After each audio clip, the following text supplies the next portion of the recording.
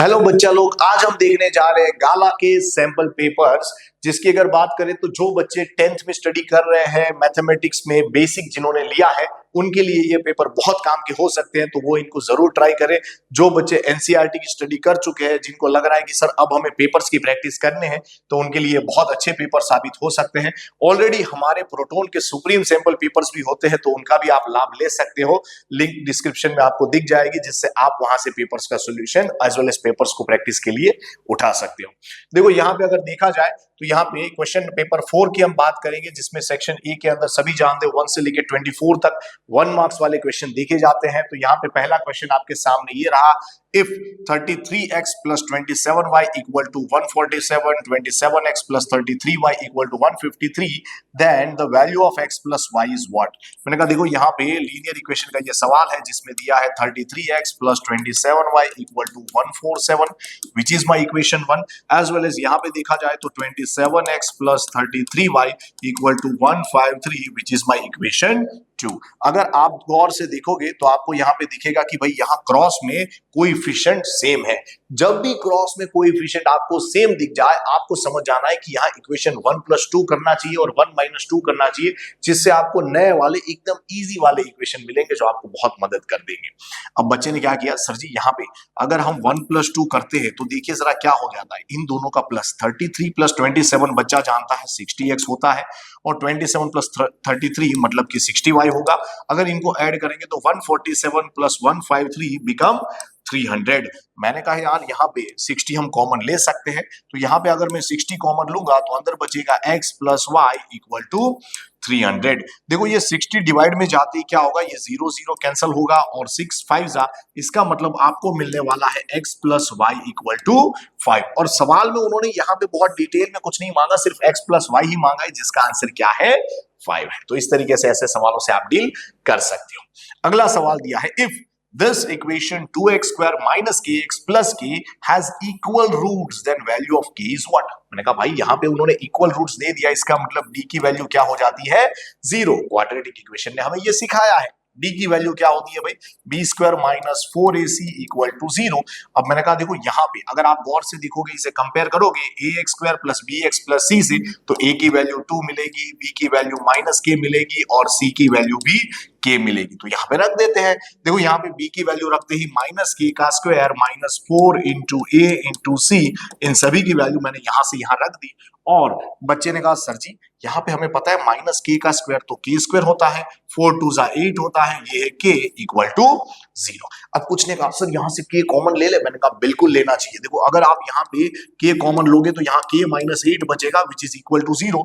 That means if product is 0, either first one is 0 और second one is 0। Sir -8 उधर जाके +8 हो जाता है, इसका मतलब k की वैल्यू या तो 8 होगी या तो 0 होगी। That means option D is our correct answer. चलिए देखते अगले सवाल की ओर। अगले सवाल की बात करें तो यहां दिया है the 10th term of this APO. भाई एपी देखो तो सही कितनी खतरनाक और घटिया दिख रही है, बच्चा ऐसा सोचता है। मैंने कहा इतना घटिया नहीं है, गौर से देखना, यहां दिया हुआ है √3। उसके बाद जो 12 दिया है, नॉर्मली बच्चे 12 को बुलाते हैं 4 3 जा, और 4 का रूट होता है 2, यानी ये हो जाता है 2√3। सेम वे अगर नेक्स्ट टर्म को देखो 27 का मतलब क्या होता है, यहाँ पे आप ट्राई कीजिए, 27 का मतलब हो जाएगा 9 3 जा, और 9 का रूट होता है 3, अंदर बच गया √3। मतलब एक्चुअली ये टर्म है √3 1 टाइम, फिर 2 टाइम, फिर 3 टाइम। अच्छा, पहली टर्म में एक बार √3, दूसरी टर्म में 2 बार √3, तीसरी टर्म में 3 बार √3। उन्होंने मांगा है कौन सी टर्म, 10वीं टर्म। 10वीं टर्म में क्या हो जाएगा 10 टाइम √3। डायरेक्ट लिख सकते हो सर, इसका मतलब 10 अगर अंदर जाता है तो आपको पता है ये हो जाता है 100। सर कैसे, मैंने कहा यार 100 का रूट अगर 10 है तो वो रूट के अंदर जाएगा तो 10 का स्क्वायर हो जाता है विच इज 100। इन दोनों का प्रोडक्ट बच्चा जानता है 300 हो जाएगा, मतलब option C √300 is our answer. अगले सवाल की बात करें तो यहां दिया है the distance of this point P from origin. My dear children, यहाँ पे ओरिजिन मतलब O होता है और P की वैल्यू यहाँ पे दी है mn, और अगर इन दोनों के डिस्टेंस की बात करें OP, तो ये अंडर रूट में हो जाता है m - 0 विच इज m उसका square plus n - 0 which is n उसका square. That means option B is our correct answer.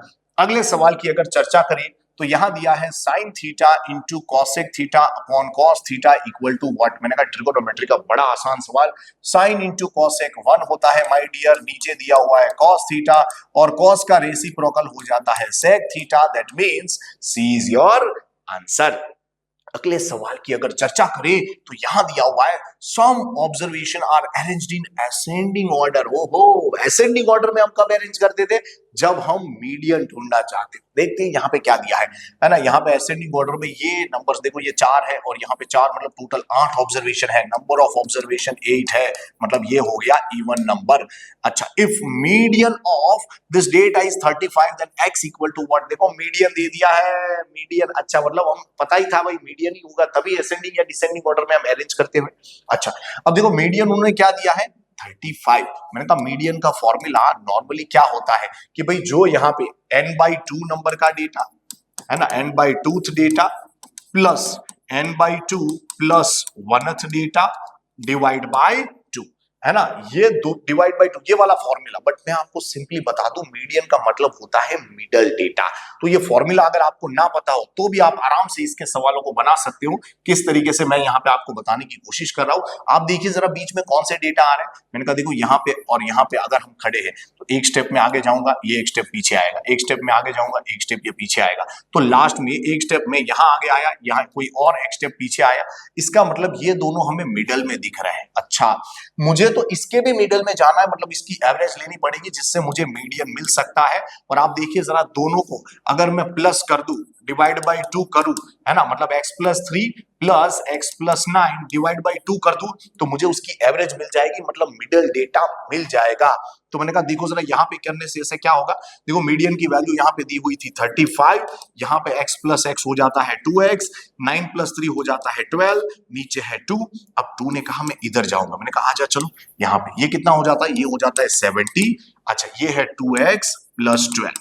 अब 12 ने कहा मैं इधर जाके माइनस हो जाऊंगा तो क्या हो जाएगा? ये हो जाएगा 58। 2 अगर डिवाइड में जाएगा तो बच्चा लोग ये हो जाएगा 29। तो आपको x की वैल्यू मिल गई 29, that means C is your answer. चलिए आगे बढ़ते हैं। आगे अगर देखा जाए तो यहाँ पे अगला सवाल है फिल इन द ब्लैंक्स, जिसमें यहाँ पे ऑप्शन ब्रैकेट के अंदर दिए गए हैं, कोई इशू नहीं है। LCM of this 220 and 60। भाई पहले चैप्टर का सवाल है, बहुत आसान सवाल। एलसीएम ही तो ढूंढना है, जिसमें दिया है 220 and 60, जिसके हम पहले फैक्टर निकालेंगे।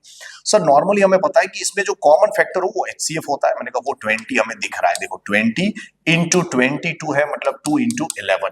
अच्छा, वैसे इसके भी फैक्टर निकालने चाहिए 5 इंटू 2 इंटू 2, लेकिन मैं शॉर्टकट्स में थोड़ा जा रहा हूं क्योंकि ये भाई MCQs जैसी चीजें हैं, छोटे ऑब्जेक्टिव सवाल है, हम कह सकते हैं जिसको तुरंत कलेक्ट कर, मतलब तुरंत इसे अटेंड करके आगे बढ़ सकते हैं। अगर 60 की बात करें तो 23 जा। देखो यहाँ पे LCM क्या होता है? LCM होता है कॉमन नंबर, है ना। अच्छा, एज वेल एज जो बाकी बचे वो नंबर। देखो 3 2 6 इंटू 11। मैंने कहा यार अगर देखा जाए तो यहाँ पे ये हो जाता है 66। अच्छा, 66 2 होता है 132 और पीछे 0 लगा दिया तो that means this is our answer. अगर आगे देखा जाए यहाँ पे दिया है the sum of zeros. Sum of zeros क्या होते हैं सर? 1 0 अल्फा 1 0 बीटा, दोनों का प्लस करेंगे तो ये होता है -b/8। मैंने कहा भाई a की वैल्यू यहाँ पे 1 है, b की वैल्यू यहाँ पे 2 है एंड c की वैल्यू -899। तो मैंने कहा यार b की वैल्यू चल 2 रख दे, a की वैल्यू 1 रख दे, इसका मतलब -2, that means this is our answer. अगले सवाल की चर्चा करें तो ये प्रोबेबिलिटी का सवाल है। यहां देख के पता चल गया in experiment of rolling a balance die once, मतलब कि डाई को एक बार उन्होंने रोल किया। अच्छा, तो सैंपल स्पेस क्या मिलते हैं? बच्चे ने कहा सर 1 2 3 4 5 6 ये हमारे टोटल पॉसिबल आउटकम होते हैं, है ना। यहां पे अगर देखा जाए उन्होंने कहा है probability of receiving a multiple of 3। Multiple of 3 मतलब 3 6। मैंने कहा यार ये तो 2 ही है आउट ऑफ टोटल 6, इसका मतलब आंसर इज 1/3। तो ये आ गया हमारा आंसर। आगे देखा जाए तो यहां पे दिया हुआ है 2 इंटू देखो 1030, जिसकी वैल्यू होती है 1/√3 और यहाँ पे 1 प्लस देखो 10 स्क्वायर 30 भाई, यानी कि 1/√3 का स्क्वायर। इसका आंसर क्या होगा? मैंने कहा देखो 2 1 जा 2, नीचे है √3, यहाँ पे हो जाएगा 1 प्लस, देखो यहाँ इसका स्क्वायर करने पर 1/3 होता है। एलसीएम ले लो जरा, देखो ये 2/√3 एज इट इज, देखो 3 इधर जाएगा, 3 + 1 हो जाता है 4 अपॉन में 3। अगर अपॉन में 3 की बात करें, देखो यहाँ पे 2 2 जा बन रहा है, यहाँ पे सभी जानते हैं ये 3 ऊपर चला जाता है। अच्छा, तो यहाँ पे क्या हो जाएगा 3 अपॉन ये 2, ये √3 नीचे आता है। सभी जानते हैं √3 इंटू √3 3 होता है, तो हमारा आंसर आएगा √3/2। That means this is our correct answer. अगर आगे देखा जाए तो यहाँ पे दिया हुआ है point P lies in exterior of a circle. अच्छा, and two tangents from P touches the circle at A and B. मैंने कहा भाई कोई सपोज एक डायग्राम बनाते हैं जहां पे एक सर्कल है जिसमें बाहर कोई पॉइंट P है, यहां से दो टेंजेंट बनाने की कुछ चर्चा हो रही है, जहां यहाँ पे A है, यहाँ पे B है। मैंने कहा कोई इशू नहीं है। उन्होंने कहा है एंगल PAB is 45। अच्छा, मैंने कहा चलो इसे जोड़ देते हैं। अब उन्होंने कुछ इंफॉर्मेशन दी है माय डियर चिल्ड्रन कि PAB ये एंगल कितना है 45 है। अच्छा, मैंने कहा भाई ये टेंजेंट जो होती थी ना एक्सटर्नल पॉइंट से, वो कैसी होती थी? इक्वल होती थी। अगर ये दोनों टेंजेंट इक्वल है तो उसके सामने वाले एंगल्स ये दोनों कैसे हो जाएंगे? इक्वल हो जाएंगे, मतलब ये भी 45 हो जाएगा। अब देखते जरा क्या मांगा है उन्होंने। मांगा है देन एंगल PBA मतलब ये एंगल B विच इज 45। तो ऐसे आप अगर सवाल को समझ के ट्राई करोगे, आराम से आंसर जल्दी आप बना पाओगे। यहां दिया है if mean of this data is 9। अच्छा, मतलब ये डेटा देखो कितने हैं, 2 2 4 और 2 6। इसका मीन दे दिया, मीन मतलब x बार क्या दे दिया 9। मैंने कहा भाई मीन का फॉर्मूला हमें पता है sigma xi upon n equal to 9। बच्चों ने देखा सर नंबर ऑफ डेटा हमें 6 नजर आ रहा है। मैंने कहा बढ़िया बात है भाई। देखो जरा यहाँ गौर से देखोगे, सम ऑफ डेटा क्या हो जाता है? सम ऑफ डेटा में 6 + 7 करोगे 13, 13 + 8 करोगे 21, 21 + 14 करोगे ये 35 हो जाएगा, और प्लस में क्या बच गया x एंड y। तो यहाँ x + y लिख दीजिए, नंबर ऑफ डेटा 6 लिख दीजिए, यहाँ है 9। देखो ये इधर जाती मल्टीप्लाई होगा तो 35 + x + y इक्वल टू हो जाएगा 6 9 = 54। अब ये 35 कहता है सर उधर चला जाओ। मैंने कहा चला जा, चल माइनस हो जाएगा, तो x + y इक्वल टू ये होगा 54 - 35। बच्चा जानता है कि सर जी अगर 55 होता तो 55 - 35 20 होता, लेकिन यहाँ उससे एक कम है तो 20 में से एक कम आंसर आएगा विच इज 19। दैट मीन्स हमारा आंसर हो जाएगा x + y इक्वल टू 19। चलिए देखते हैं अगला सवाल। अगले सवाल की अगर चर्चा की जाए तो यहां पे हमें दिख रहा है फॉर एनी। अच्छा देखो यहाँ पे सवाल पैटर्न बदल रही है, सवाल की पैटर्न बदली। State whether this are true और फॉल्स। अच्छा, यहां पे अगर देखा जाए तो उन्होंने क्या दिया है, for any two positive integer a and b HCF into LCM equal to a cross b। हर कोई जानता है भाई कि HCF into LCM उसके प्रोडक्ट ऑफ नंबर्स के बराबर ही होता है, मतलब ये ट्रू है। आगे उन्होंने दिया है the graph of quadratic polynomial ax² + bx + c intersect x axis at, है ना, क्या कहा उन्होंने? At least 2 points, at least 2 point. भाई मैक्सिमम 2 पॉइंट पे वो टच करता है ग्राफ, क्योंकि डिग्री 2 हो ना, इसका मतलब 2 ही जीरोस पॉसिबल है मैक्सिमम, यानी मैक्सिमम वो x एक्सिस को 2 जगह छू सकता है। मैक्सिमम के लिए हमें यूज करना पड़ता है एटमोस्ट, ना कि एटलीस्ट, इसलिए ये हो जाएगा फॉल्स स्टेटमेंट। अगर आगे चर्चा करें तो अगला सवाल कहता है the graph of this is a line passing through origin. मैंने कहा उसके लिए तो ओरिजिन जो होता है ना 0 0, उसे यहां चेक करना पड़ेगा। देखो चेक करो जरा, 4 × 0 + 7 × 0 करोगे तो इक्वल टू 0 आ रहा है, मतलब ये इसे सेटिस्फाई कर रहा है, तो definitely this line will pass from origin. अगर अगले सवाल की चर्चा करें, The number is selected at random from a single digit natural number। भाई प्रोबेबिलिटी का सवाल है। प्रोबेबिलिटी ने यहाँ पे आपको बड़ी ज्यादा खुशी दी है। प्रोबेबिलिटी, स्टैटिस्टिक्स, एपी, ये सब चैप्टर का वेटेज काफी आपको देखने को मिलता है। यहाँ दिया है the probability of number being a even number. देखो यहाँ पे उन्होंने कहा था single digit number. Single digit number is actually 1 2 3 up to 9। अगर यहाँ पे देखा जाए इवन नंबर की चर्चा करें तो इवन नंबर होते हैं 2 4 6 एंड 8। तो उन्होंने कहा था कि भाई इवन नंबर मिले, तो मैंने कहा उसके तो 4 ही चांसेस है आउट ऑफ टोटल नंबर 9, तो वो आंसर आना चाहिए 4/9। उन्होंने क्या कहा, प्रोबेबिलिटी होनी चाहिए 1/2। मैंने कहा गलत है भाई, ये सही नहीं है। आगे बढ़ते हैं। यहां पे देखो, answer the following question in one sentence. Okay, one sentence, one word या फिर फिगर में देना है, ठीक है। यहां पे क्या दिया है, find the sum of first 15 multiples of 12। मैंने कहा 15 मल्टीपल्स मतलब नंबर ऑफ, है ना, मल्टीपल कितने होने चाहिए। अच्छा, 15 किसके मल्टीपल, 12 के। 12 के मल्टीपल मतलब ए की वैल्यू 12, डिफरेंस भी 12, क्योंकि जो एपी बनेगी वो कुछ ऐसी बनेगी, 12 1 सा 12, 12 2 सा 24, फलाना डिगना फलाना डिगना, मतलब इस तरीके से आगे जाएंगे।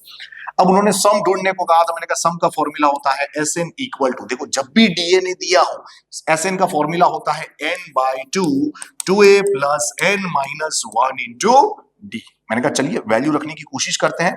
n की वैल्यू माय डियर चिल्ड्रन 15 थी, डिवाइड बाय 2 था, 2a मतलब कि इसका डबल कितना होता है 24 प्लस n माइनस 1। मैंने कहा यार 15 माइनस 1 कितना होता है 14, और डिफरेंस कितना है 12 है।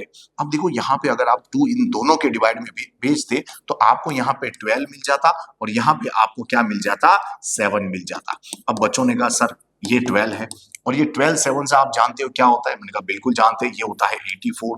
दोनों को अगर आप ऐड करोगे तो यहाँ हो जाएगा 15 इंटू, ये हो जाएगा 96।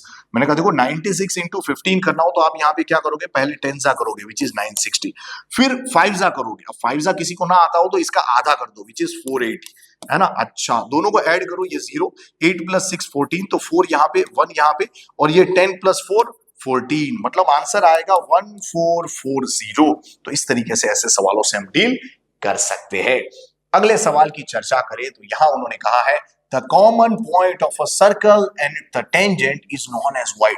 मैंने कहा देख भाई, अगर किसी सर्कल की चर्चा करें और किसी टेंजेंट की चर्चा करें तो ये जो पॉइंट होता है इसे हम बुलाते हैं पॉइंट ऑफ कांटेक्ट। क्या बुलाते हैं, पॉइंट ऑफ कांटेक्ट। तो ये आपका आंसर आ गया। चलिए आगे बढ़ते हैं। यहां पे अगले सवाल की बात करें तो यहां दिया है P ऑफ A मतलब probability of A and P of A bar which is equal to 8:7। मैंने कहा प्रोबेबिलिटी वैसे भी आंसर किस में देती है भाई, रेशियो में ही तो देती है। अच्छा sir find P of A बार कहा है, मैंने कहा ठीक है। अब देखो यहाँ पे आपको पता है कि इसके फेवरेबल आउटकम यहाँ होते हैं, है ना, और इसके यहाँ होंगे, है ना।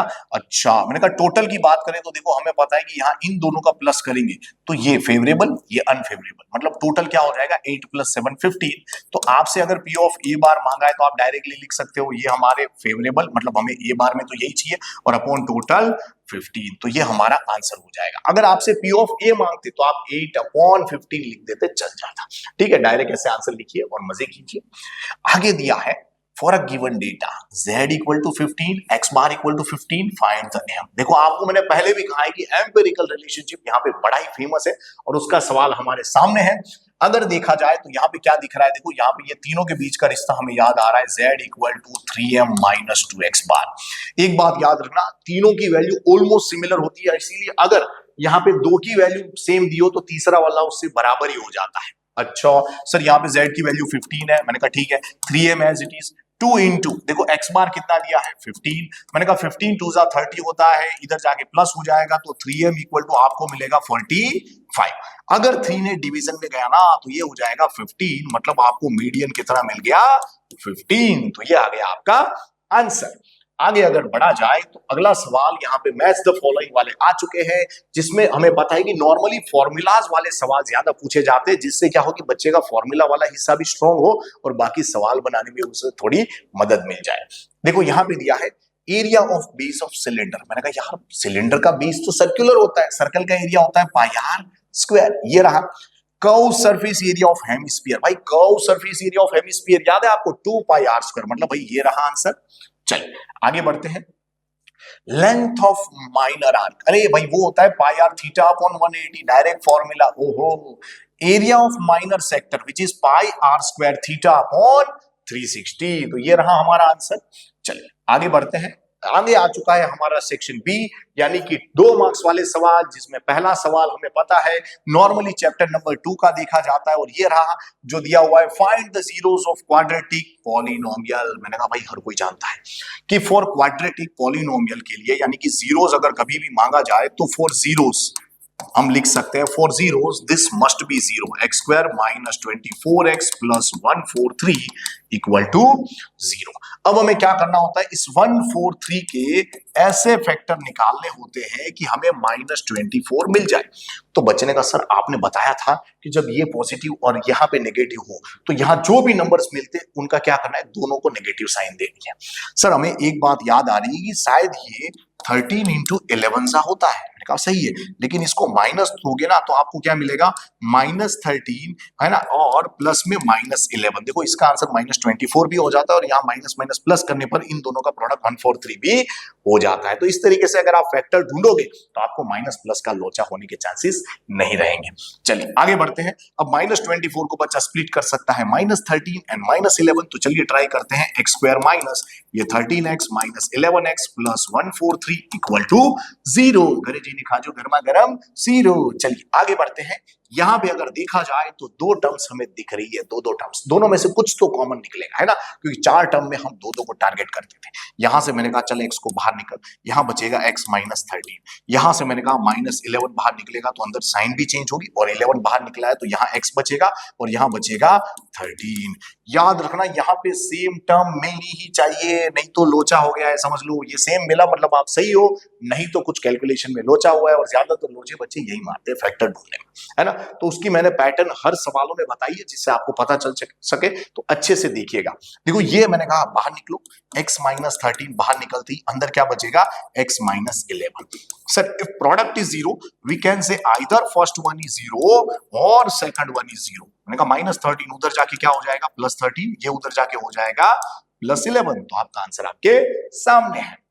चलिए देखते हैं यहाँ पे अगले सवाल की अगर चर्चा करें तो यहाँ पे कुछ इस तरीके से दिया हुआ है, without finding zeros alpha and beta. Okay, उन्होंने कहा अल्फा एंड बीटा ढूंढना नहीं है, नहीं ढूंढेंगे, ठीक है चल तेरी बात मान ली, है ना। यहाँ पे उन्होंने कहा find value of alpha square plus beta square. मैंने कहा देखो अल्फा बीटा की बात आती है, आपको एक बात मेरी माननी है, आपको सबसे पहले यहाँ इसको ax square plus bx plus c जो होता है इससे कंपेयर करके पहले a की वैल्यू लिख दो 1, b की वैल्यू -5 और c की वैल्यू 6। इतना लिख दिया, फिर आपको लिख देना है alpha plus beta and alpha into beta, क्योंकि ये रिलेशन तो बच्चा जानता है, बहुत अच्छे से जानता है, क्योंकि चैप्टर में यही तो सीखा है उसने। अच्छा, अल्फा प्लस बीटा क्या होता है, -b/a, अल्फा इंटू बीटा होता है c/a। मैंने कहा यार माइनस b की वैल्यू देखो -5 है, a की वैल्यू 1 है, माइनस माइनस प्लस तो ये 5 हो जाएगा, c की वैल्यू देखो 6 है, इसकी वैल्यू 1 है तो ये 6 हो गया। सर ये तो मिल गया, हमसे उन्होंने क्या मांगा है, alpha square plus beta square. बच्चा हैरान हो गया, सर इसकी वैल्यू कैसे ढूंढे, इसका फॉर्मूला में नहीं पता। तो मैंने कहा वैसे मैंने बताया हुआ है, लेकिन किसी को नहीं पता तो आप समझिए, आपको अल्फा प्लस बीटा तो पता है ना, तो आप एक काम कीजिए, आप लिखिए जरा अल्फा प्लस बीटा का स्क्वायर लिखिए। क्या होता है, ये होता है alpha square plus beta square plus 2 alpha beta. अच्छा साहब जी, यहाँ पे अगर देखा जाए तो देखो जरा, यहाँ पे अल्फा प्लस बीटा क्या था हमारे पास 5, मैंने कहा रख दो 5। चलो sir alpha square plus beta square नहीं है, मैंने कहा कोई बात नहीं, और प्लस में ये 2 है, ब्रैकेट में ये अल्फा इंटू बीटा, देखो याद रखना ये 2 है ना। अच्छा, ये अल्फा इंटू बीटा शायद आपके पास था, क्या था वो 6, मैंने कहा वैल्यू रख दी, अब तो तेरे को मिल जाएगा ना, ये आराम से मिल जाएगा भाई। 5 का स्क्वायर 25, ये इधर आएगा तो 2 6 12 equal to alpha square plus beta square, तो आपको मिलेगा alpha square plus beta square equal to 13। तो आपका आंसर आपके सामने है।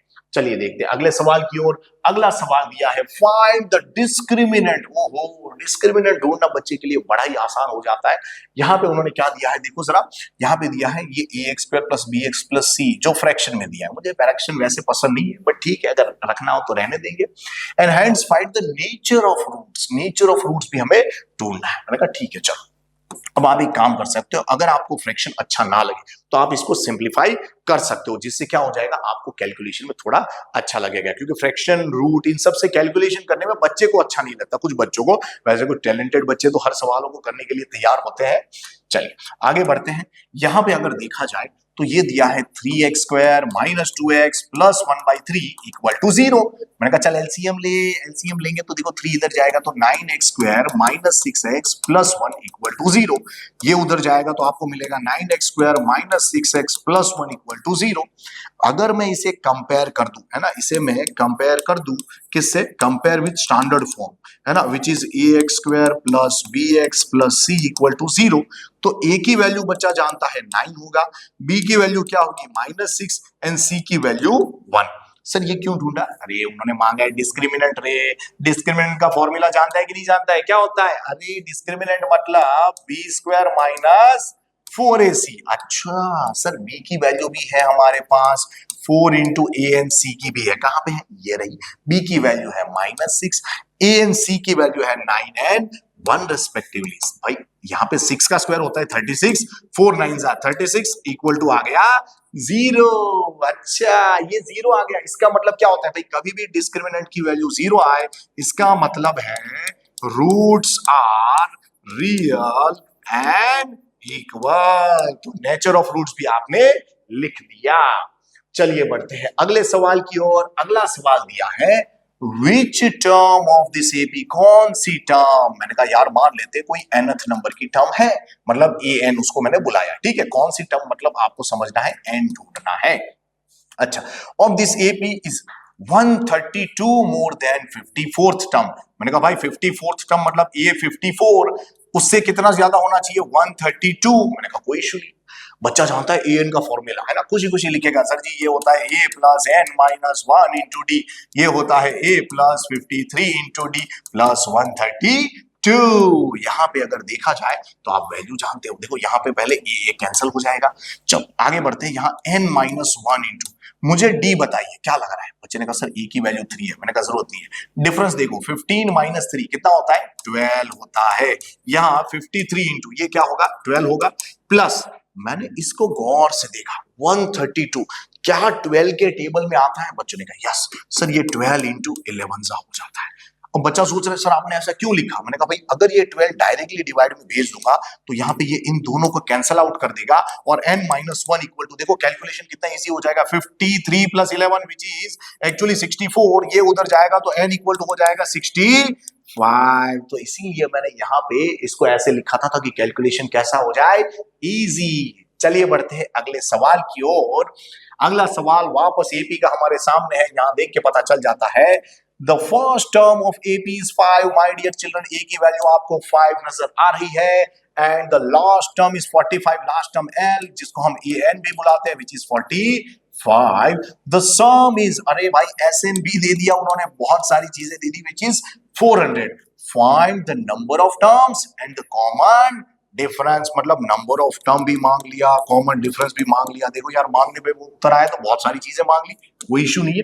चलिए ट्राई करते हैं। सबसे पहले क्या करेंगे, ये ए सन वाला फॉर्मूला अप्लाई करेंगे, है ना, जिसमें हमें पता था एल ए जब दिया हो तो क्या करना है, एल एन ए वाला फॉर्मूला क्या होता है? ये n/2 ए प्लस एल, है ना, ये फॉर्मूला भी था हमारे पास तो इसका इस्तेमाल करेंगे। एस एन की वैल्यू कितनी है भाई? 400 है। एन के बारे में तो पता नहीं है, ए की वैल्यू और एल की वैल्यू हमें पता है, जिसका प्लस लिखना है। तो बोलो जरा इसका प्लस कितना होगा? बच्चों ने कहा सर 50 होता है। मैंने कहा बढ़िया है यार।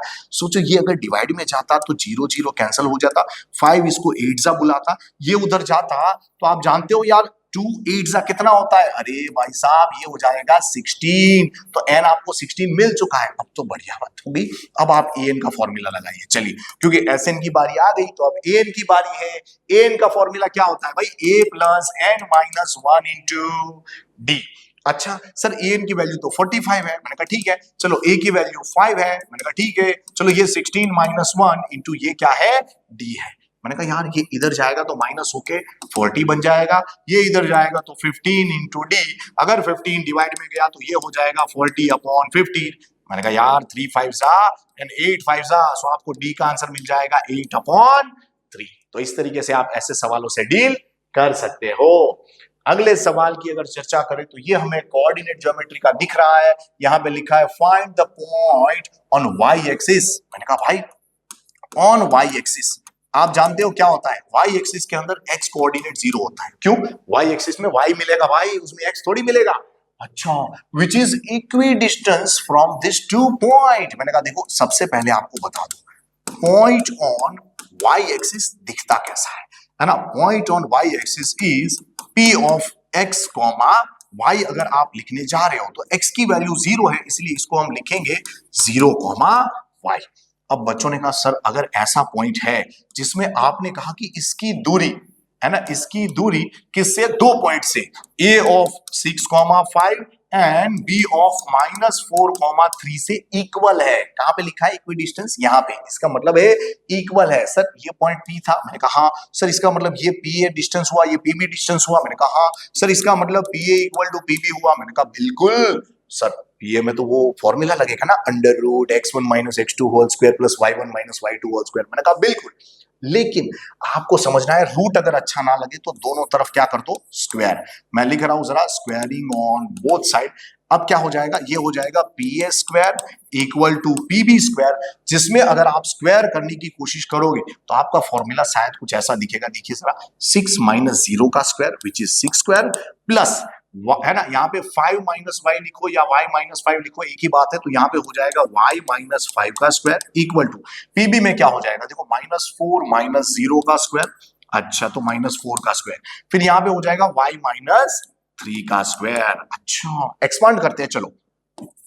ये 36, ये a - b whole square y² -10y plus 25, ये हो जाता है 16। ये हो जाएगा बालकों y² -6y प्लस 9। अब कुछ ने कहा सर ये y² इधर आएगा, कैंसिल हो जाएगा क्योंकि माइनस हो जाता है। मैंने कहा सही बात है। अब देखिए -10y उधर जाना चाहता है तो प्लस के प्लस हो जाएगा, और 10 - 6 क्या मिलता है आपको? आपको मिलता है 4y। अब समझिएगा, ये 16 + 9 25 जो इसके साथ कैंसल आउट हो जाएंगे। क्यों? क्योंकि ये जैसे इस तरफ आएंगे माइनस हो जाएंगे। तो आपको यहाँ पे इक्वल टू में क्या मिल रहा है? 36। मैंने कहा कोई इशू नहीं है, आप 4 को डिवाइड में भेजो, 4 9 हो जाता है। y की वैल्यू आपको 9 मिल चुकी है। इसका मतलब जो आपका पॉइंट P था 0, y, उसका आंसर आपके सामने आ चुका है। चलिए देखते अगला सवाल। अगर अगले सवाल की बात करें तो यहां दिया है, find the coordinates of point which divides the join of this line and this line in 2:3। मैंने कहा भाई यहाँ पे तो उन्होंने m/n दे दिया 2:3। अब इन दोनों को ज्वाइन करने वाली मैं लाइन यहाँ पे बनाने की एक छोटी सी कोशिश कर रहा हूं। ये a है, ये b है। a के कोऑर्डिनेट्स -1, 7, b के कोऑर्डिनेट्स 4, -3। अब इनको कोई पॉइंट सपोज यहाँ पे p है ना, P ऑफ x, y, जो 2:3 में डिवाइड कर रहा है। अच्छा, तो अब क्या करेंगे? मैंने कहा भाई सिंपल है, ये हमारा x1 y1 होता है, ये x2 y2 होता है। तो आपके लिए तो आसानी हो गई। जब भी रेशियो दिया हो क्या होता था फॉर्मूला? आप खुद याद कीजिए, सेक्शन फॉर्मूला वाला सवाल आपके सामने है। आप लिखते थे mx2 plus nx1 upon m plus n। यहाँ पे लिखते थे my2 plus ny1 upon m plus n।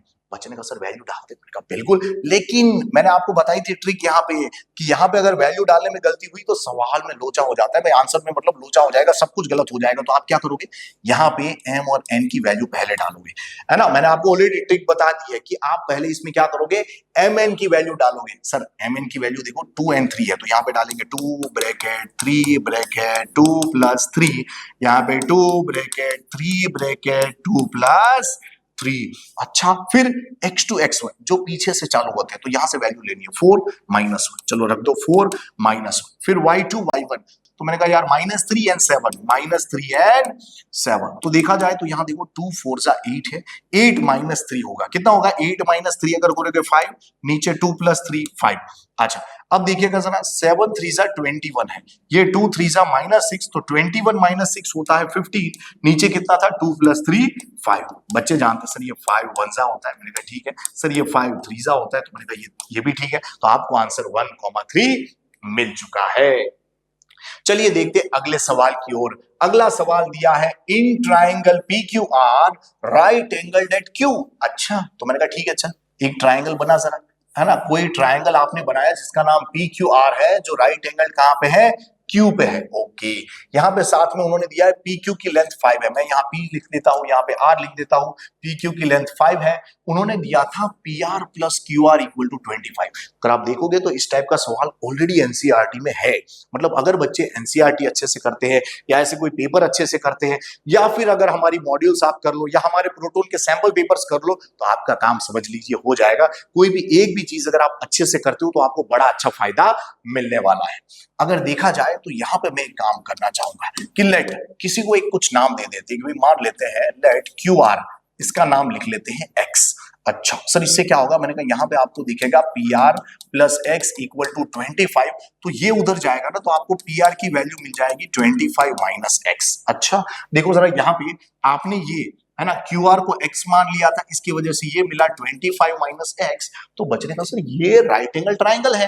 Right angle triangle में क्या लगता है, पाइथागोरस थ्योरम। तो चलिए पाइथागोरस थ्योरम लगाने की छोटी सी कोशिश करते हैं कि भाई फॉर ट्राइंगल है ना बाय पाइथागोरस थ्योरम, है ना राइट एंगल ट्राइंगल है इसीलिए सर उसमें क्या होता है, हाइपोटेनियस का स्क्वायर मतलब 25 माइनस एक्स का स्क्वायर इक्वल टू इन दोनों के स्क्वायर का प्लस मतलब एक्स स्क्वायर प्लस 5 का स्क्वायर। देखो a minus B whole square सभी जानते हैं क्या हो जाता है, इसका square 625 minus 2ab which is 50x plus में यहां होता है एक्स स्क्वायर इक्वल टू यहां दिया है एक्स स्क्वायर प्लस 25। मैंने कहा ये दोनों कैंसल आउट हो जाएंगे।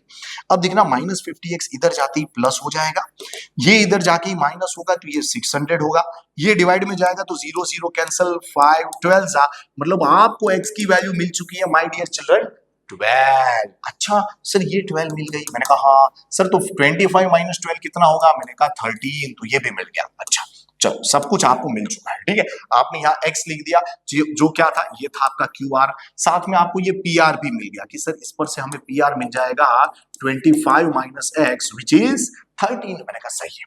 अब जरा यहाँ पे आगे सॉल्व करने की कोशिश करते हैं, क्या मांगा है उन्होंने, determine value of sine P and cos P। Sir यहाँ sine P and cos P मांगा है, हमें पता है साइन का फॉर्मूला होता था P बाई एच, कॉस का फॉर्मूला होता था B बाई एच, क्योंकि ट्रिगोनोमेट्री में पहला ही कॉन्सेप्ट हमारा क्या था, ट्रिगोनोमेट्रिक रेशियो, जिसमें हम ये सीख के आए हैं। अच्छा देखो P की वैल्यू किसी भी एंगल के लिए सामने वाली साइड होती है P, ये बाजू वाली साइड होती है B मतलब बेस, और ये 90 के सामने वाली होती है H। तो बच्चा जानता है P बाई एच का मतलब क्या हो जाएगा 12 बाई 13, और B बाई एच का मतलब क्या हो जाएगा 5 बाई 13। तो आपका आंसर यहाँ पे आ चुका है। चलिए देखते हैं अगला सवाल। अगले सवाल की अगर चर्चा करें तो यहाँ पे दिया हुआ है इवेल्यूट टू 10 स्क्वायर 45, भाई 10 45 1 होता है, प्लस cos स्क्वायर 30, भाई cos 30 क्या होता है √3/2 होता है, माइनस साइन स्क्वायर 60, ये दैट इज √3/2। मैंने कहा भाई ये तो सेम है, ये दोनों कैंसिल हो जाएंगे, 2 1 हो जाएगा 2, तो आपका आंसर आ गया। चलिए देखते हैं अगला सवाल। अगले सवाल की बात करें तो यहां लिखा हुआ है an observer which is 1.5 meter tall is 28.5 meter away from chimney। अगर देखा जाए तो एप्लीकेशन ऑफ ट्रिगोनोमेट्री का सवाल है, जिसमें बच्चा जानता है कि कुछ ही बेसिक्स का यूज होता है ट्रिगोनोमेट्री के, जैसे ट्रिगोनोमेट्री के रेशियो आपको पता होने चाहिए, साइन कॉस टेन वगैरह वगैरह की आंसर क्या होते हैं, एज वेल एज वो टेबल की कुछ वैल्यूज आपको अच्छे से पता होनी चाहिए, जिससे आपके सवाल बन जाते हैं। उसी का एप्लीकेशन है, बस आपको इसमें डायग्राम बनाना आना चाहिए ताकि राइट एंगल ट्राइंगल आपको दिख जाए और आपका आंसर आपके सामने होगा। देखो यहां पे दिया है an observer which is 1.5 metre tall, तो मैंने कहा चलो कोई ग्राउंड बना लेते हैं, ये हमारे है ना रोड है या ग्राउंड है जिसे हम नॉर्मली हॉरिजॉन्टल लाइन बनाते हैं। मैंने कहा यहां पे ये ऑब्जर्वर खड़ा है जो 1.5 मीटर टॉल है, चलो ठीक है। आगे उन्होंने क्या दिया है, is 28.5 metre away from chimney. भाई चिमनी हो या पेड़ हो या कोई कुछ भी हो, हमारे सामने जो भी होगा वो वर्टिकल लाइन होगी, क्योंकि हम यहाँ पे इमेज बना रहे हैं, उसकी फोटो बना रहे हैं, है ना। अच्छा यहाँ पे कितने दूर है वो, 28.5 मीटर दूर है, चलो ठीक है।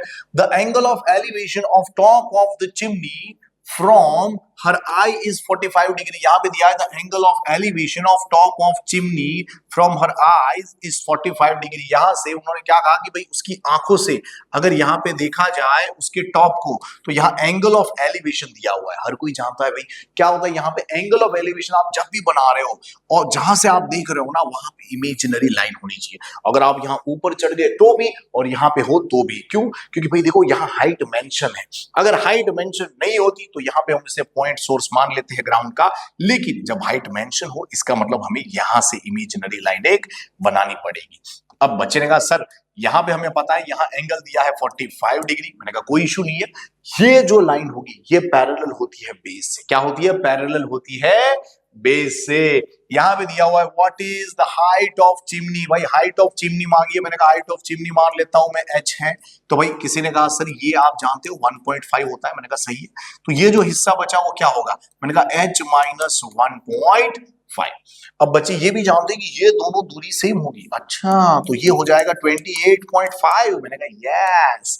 अब अगर देखा जाए तो यहाँ पे हाइपोटेनियस नहीं दी, और मैंने पहले भी बताया था, आज वापस बता देता हूं, किसी भी राइट एंगल ट्राइंगल में अगर आपको हाइपोटेनियस नहीं दी है और उसका इस्तेमाल आपको नहीं करना, और आपको यही बाकी की दो साइड इस एंगल के लिए परपेंडिकुलर और ये बेस का इस्तेमाल करना है, तो सिर्फ आप tan या cot लगा दो, कोई भी आपका आंसर आ जाएगा। बच्चे ने खुशी खुशी यहाँ पे 10 लगा दिया कि सर मुझे 10 लगाना है, एंगल तो 45 है, इसका मतलब होता है P/B। अच्छा, तो h माइनस 1.5 नीचे हो जाता है 28.5। बच्चे ने कहा सर 1045 तो 1 है। मैंने कहा बढ़िया बात है ना, फिर नीचे देखो 28.5 है, ये उधर जाएगा तो 28.5 इक्वल टू h माइनस 1.5। अब ये जैसे ही इधर जाता है प्लस हो जाता है, तो इसमें 1.5 ऐड होते ही क्या आंसर आ जाएगा 30 मीटर। तो आपका आंसर आ चुका है। चलिए देखते हैं अगला सवाल।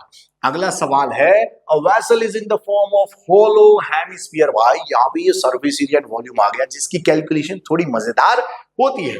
देखो जरा क्या दिया है, a vessel is in the form of hollow hemisphere mounted by hollow cylinder. अच्छा, मतलब कोई ऐसे हेमिस्फीयर हमें दिया गया है, ठीक है, जिसके ऊपर क्या रख दिया है उन्होंने, होलो सिलेंडर। ठीक है भाई, होलो मतलब खाली, याद रखना, होलो मतलब खाली। ठीक है भाई, यहां पे क्या दिया है, the diameter of hemisphere is 14 centimetre. मैंने कहा डायामीटर का काम नहीं है मेरे को, मुझे रेडियस चाहिए, which is 7 centimetre, and the height of cylinder is 6 centimetre. भाई सिलेंडर की हाइट उन्होंने दी है, कितनी दी है, 6 सेंटीमीटर। मैंने कहा सही है। चलो, उन्होंने कहा है find inner surface area of vessel. अच्छा, इनर सरफेस एरिया, अगर आप ध्यान से देखोगे तो आपको रियलाइज होगा ये वाला हिस्सा, पहले तो अंदर का जो ये वाला हिस्सा होगा ये कर्व सरफेस एरिया होगा, किसका, सिलेंडर का, और ये वाला जो हिस्सा होगा, है ना, आपको दिख रहा होगा यहाँ पे, अच्छा ये वाला हिस्सा होगा ये curve surface area of hemisphere होगा। अच्छा, बच्चे ने कहा सर इसका मतलब है हमसे जो मांगा है inner surface area of vessel, इसका मतलब हो जाएगा curve surface area of cylinder plus curve surface area of, हम कह सकते हैं, हेमिस्फीयर। चलिए वैल्यू रखने की कोशिश करते हैं। बच्चों ने कहा सर कर्व सरफेस एरिया का फॉर्मूला होता है 2 पाई आर एच। मैंने कहा यहाँ पे होगा 2 पाई आर स्क्वायर। अब कुछ ने कह दिया सर 2 पाई आर कॉमन हो सकता है। मैंने कहा चल ले ले, यहाँ पे अगर आपने 2 पाई आर कॉमन लिया, अंदर बचेगा एच एन आर, तो यहाँ हो जाएगा एच प्लस आर। मैंने कहा यार देख यहाँ पे मल्टीपल ऑफ 7 दिख रहा है, तो पाई की वैल्यू क्या लेगा तू, 22/7। तो यहाँ पे 2 इंटू पाई की वैल्यू 22/7, यहाँ पे रेडियस भी है 7, और यहाँ पे h प्लस आर, देखो h की वैल्यू 6 है और r की वैल्यू 7 है, दोनों का प्लस करोगे तो 13। अच्छा, कुछ कहेंगे सर 13 मेरा क्या कर रहे हो, अरे वैसी बात नहीं है भाई, ये तो मजाक की बात है। देखो 7 7 कैंसल, 22 इंटू 2 करोगे तो आपको मिलेगा 44, इंटू दिया है 13। मैंने कहा यार इसका कभी भी मल्टीप्लाई करना हो, कुछ डर जाते हो सर कैसे करेंगे, सिंपल बात है यार, 44 टेंजा होता है 440, और 44 थ्रीजा अगर आप करोगे तो आपको मिलेगा 132, बस इसे जोड़ दो, ये 2 है, ये 7 है, ये 5 है, तो आपको आंसर मिलेगा 572, और यहाँ पे सरफेस एरिया था इसलिए सेंटीमीटर स्क्वायर। तो इस तरीके से ऐसे सवालों से डील कर सकते हैं। चलिए देखते हैं अगला सवाल। अगले सवाल की अगर चर्चा करें तो यहां दिया हुआ है a solid in the shape of cone standing on a hemisphere. मैंने कहा भाई चलो जरा हेमिस्फीयर पहले बनाते हैं, है? अच्छा, ये मान लेते हैं हमारा हेमिस्फीयर है, उसके ऊपर कौन है भाई, कोन। अच्छा, with both the radii is being equal to 1, दोनों की रेडियस कितनी है, 1 है। अच्छा, and height of the cone is equal to its radius, भाई यानी कि ये भी क्या है, 1 है। चलो बढ़िया बात है भाई, इसका मतलब उन्होंने h की वैल्यू एज वेल एज r की वैल्यू 1 सेंटीमीटर दे दी। उन्होंने कहा find the volume of solid in terms of pi. तो मैंने कहा वॉल्यूम का फॉर्मूला क्या हो जाएगा। कुछ ने कहा सर आप ये समझिए जरा, ये दो चीजों से बना है, मतलब वॉल्यूम ऑफ आपको हेमिस्फीयर लेना पड़ेगा, बाद में वॉल्यूम ऑफ कौन। मैंने कहा मुझे कोई आपत्ति नहीं है भाई, अगर वॉल्यूम ऑफ सॉलिड की अगर हम चर्चा करें तो मैं लिख दूंगा volume of hemisphere plus volume of cone. अच्छा, हेमिस्फीयर का फॉर्मूला क्या होता है, बच्चे ने कहा सर 2/3 पाई आर क्यूब, इसका क्या होता है 1/3 पाई आर स्क्वायर एच। अब कुछ ने कहा सर यहाँ वैल्यू रख दे, मैंने कहा बिल्कुल। देखो यहाँ है 2 पाई, नीचे है 3, यहाँ आर की वैल्यू तो 1 है, यहाँ पाई 1 जा पाई, नीचे है 3। देखो आर की वैल्यू 1 है एज वेल एज एच की वैल्यू भी 1 है, तो नीचे आपको यहाँ पे 3 कॉमन नजर आ रहा होगा। तो मैंने कहा चलो यहाँ नीचे 3 लिख देते हैं। यहाँ पे देखो 2 pi plus pi is actually 3 पाई, बच्चे ने कहा 3 3 कैंसल, मतलब हमारा आंसर आ गया pi. Unit of volume is in centimetre cube, क्योंकि यहाँ पे सेंटीमीटर दिया है तो यहाँ पे क्यूब आ जाएगा। तो इस तरीके से ऐसे सवालों से डील कर सकते हैं। चलिए देखते हैं अगला सवाल। अगले सवाल की बात करें तो देखो यहाँ पे for a given frequency distribution usual notation है ना। अच्छा यहाँ पे दिया है मीन, देखो जरा पॉइंट में भाई, पॉइंट के बाद 3 डिजिट, मतलब यहाँ पे हमें थोड़ी मेहनत करनी पड़ सकती है। चलो देखो ये दिया है सिग्मा एफ आई डी आई दिया है, सिग्मा एफ आई डी आई पर से मुझे शक हो रहा है कि मीन का एज्यूम मीन वाला फॉर्मूला यहाँ पे इस्तेमाल हुआ है। तो बच्चों ने खुशी खुशी लिख दिया सर हमें पता है x bar equal to A plus sigma F I D I upon sigma F I. मैंने कहा देख सारी वैल्यू छपी हुई है, देखो जरा ये क्या है 25.857। ए की वैल्यू नहीं है क्योंकि उन्होंने कहा है फाइंड एज्यूम मीन। मैंने कहा ठीक है। चलो सिग्मा एफ आई डी आई क्या था, ये 120, नीचे सिग्मा एफ आई क्या था 140। इसको मैंने कहा 0 0 कैंसिल हो जाओ। किसी ने कहा सर यहाँ पे ये हो जाता है 6 2 जा, ये होता है 7 2 जा। अब प्रॉब्लम ये थी हमें 6/7 नहीं पता था, तो ट्राई करनी पड़ेगी यहीं पे। जरा कोशिश करते हैं 6 डिवाइड बाई 7। देखो पॉइंट के बाद 3 डेसिमल है तो यहाँ पे भी ट्राई करेंगे 0.00 ऐसे ले लेंगे। देखो ये ऑलरेडी छोटा नंबर है तो हम 0 एंड पॉइंट तो लिखने ही वाले हैं। अब बच्चा जानता है यहाँ पे क्या हो जाता है, यहाँ पे हो जाता है हम लिख सकते हैं 7 8 जा 56, जिससे यहाँ पे मिलेगा 4, यहाँ नीचे आ जाएगा 0। अच्छा सर 7 5 जा 35 लिखना चाहते हैं, मैंने कहा लिख दे, यहाँ बचेगा 5, यहाँ से एक और 0 को हम नीचे उतारेंगे तो ये 7 7 जा 49। मैंने कहा काम हो गया भाई, इतना काफी है। हम लिख सकते हैं 25.857 इक्वल टू ए प्लस, इसकी वैल्यू हमें मिल चुकी है 0.857, जिसको मैं इधर भगाऊंगा जिससे मुझे ए मिल जाए। चलिए कोशिश करते, ये इधर आती है क्या हो जाएगा ए इक्वल टू 25.857 माइनस 0 पॉइंट, है ना, यहाँ पे आ रहा है 857। अच्छा सर ये तो सेम चीजें है, गायब हो जाएगी तो ए का आंसर आपको क्या आ जाएगा 25, है ना। तो यानी यहाँ पे जो दिया था ना वो इसीलिए दिया था ताकि थोड़ा मिलता जुलता आंसर आ सके। चलिए आगे बढ़ते हैं। यहाँ पे अगर अगले सवालों की चर्चा करें तो यहाँ पे सेक्शन सी हमारा चालू हो चुका है, जिसमें 3 मार्क्स वाले सवाल की बात करेंगे हम, जिसमें लिखा हुआ है solve the following pair of linear equation by substitution method. क्या बात है। देखो यहाँ पे देखा जाए तो एक्स एंड वाई की जगह उन्होंने यूज किया है एस एंड टी, तो टेंशन लेने वाली बात नहीं है। किसी भी एक वेरिएबल की पहले वैल्यू बना लो, जैसे यहाँ से मैं एस की वैल्यू बना रहा हूं, ये उधर जाएगा तो हो जाएगा 3 + t which is my equation 1, है ना। यहाँ पे ये इक्वेशन 1 एंड 2 है, मैं जानता हूं, तो आप ऐसे भी बना सकते हो, नहीं तो यहां से मैंने वैल्यू उठा ली और यहाँ पे रख दूंगा। चलो s/3 + t/2 इक्वल टू 6। जरा s की वैल्यू देखना क्या है 3 + t, नीचे क्या है 3, यहाँ पे क्या है, यहाँ पे है t/2 इक्वल टू 6। अगर मैं एलसीएम लेता हूं तो यहाँ एलसीएम क्या आने वाला है 6। अच्छा देखो आपने यहाँ एक बार यहाँ से वैल्यू बना के इसमें रख दिया, मतलब ये सब्स्टिट्यूशन मेथड हो गई, समझना जरा। उसके बाद वैल्यू आएगी उसे आप कहीं पे भी रखो, वो भी एक सब्स्टिट्यूशन का ही हिस्सा होता है। अच्छा देखो ये इधर जाएगा 2 3 जा 6 प्लस 2t प्लस ये हो जाएगा 3t, ये उधर जाएगा तो क्या हो जाएगा 6 6 जा 36। अच्छा सर ये 3t plus 2t is 5t plus 6 equal to 36। मैंने कहा सही है। ये उधर जाते ही 5t इक्वल टू 30, ये डिवाइड में जाएगा तो t इक्वल टू 6। अच्छा सर t की वैल्यू मिल गई। सर आपने कहा था इसे अब सब्स्टिट्यूट करना है, मैंने कहा हाँ। देखो याद रखना यहाँ सब्स्टिट्यूशन दिया है, अगर एलिमिनेशन दिया होता तो भी हम पहली बार तो एलिमिनेशन लगाते फिर बाद में तो सब्स्टिट्यूशन ही लगाते हैं, तो ये बात हमें याद रखनी है। अब देखो t की वैल्यू मिल चुकी है, सब्स्टिट्यूशन में तो हर जगह सब्स्टिट्यूशन ही होने वाला है, तो इसको यहाँ पे रख देते हैं। तो s इक्वल टू हो जाता है 3 + t, जिसका मतलब हो जाएगा 3 + 6 क्या हो जाएगा ये 9। तो आपका आंसर यहाँ पे आ चुका है। चलिए देखते हैं आगे। यहां दिया हुआ है 2 numbers differ by 3, 2 numbers difference कितना है उसमें 3। The sum of thrice the smaller number and twice the greater number is 66। अच्छा मतलब छोटे बड़े की बात हो रही है भाई, तो यहाँ पे हम ध्यान रखेंगे कि भाई ये जो पेयर ऑफ लीनियर इक्वेशन वाला सवाल है इसमें हम क्या करेंगे, अगर मैं ऐसा लिखता हूं लेट फर्स्ट नंबर, तो ब्रैकेट में मैं बता दूंगा चलो ये वाला क्या है लार्जर नंबर है जिसको मैंने x मान लिया, और जो सेकंड नंबर में एज्यूम कर रहा हूं वो कैसा है, स्मॉलर नंबर है। अच्छा, इसको मैंने y ले लिया। अच्छा, इससे क्या हो जाएगा, मैंने कहा सिंपल बात है यार, यहां पे अगर आप देखोगे तो आपको दिया है the two numbers differ by 3। अब नंबर्स का डिफरेंस 3 दिया है तो बड़े में से छोटे को माइनस करोगे तो x minus y equal to 3 मिल जाएगा, जिसे आप इक्वेशन 1 बुला सकते हो। अब बच्चे ने कहा ये बड़ा ही प्यारा इक्वेशन है, अगर सब्स्टिट्यूशन मेथड लगाने वाले हैं तो यहां से वैल्यू बना के रख लेते हैं। चलो, ये उधर जाएगा तो भाई x की वैल्यू हो जाएगी 3 प्लस वाई। ओहो, तो इसको मैंने इक्वेशन 2 बुला लिया। अब देखिए जरा आगे दिया है the sum of thrice the smaller number and twice the greater number। भाई twice the greater number मतलब 2x plus thrice the smaller number मतलब plus 3y is actually 66। उन्होंने कहा फाइंड दोस नंबर। मैंने कहा ठीक है भाई, x की वैल्यू मेरे पास पड़ी थी, चलो रखो जरा।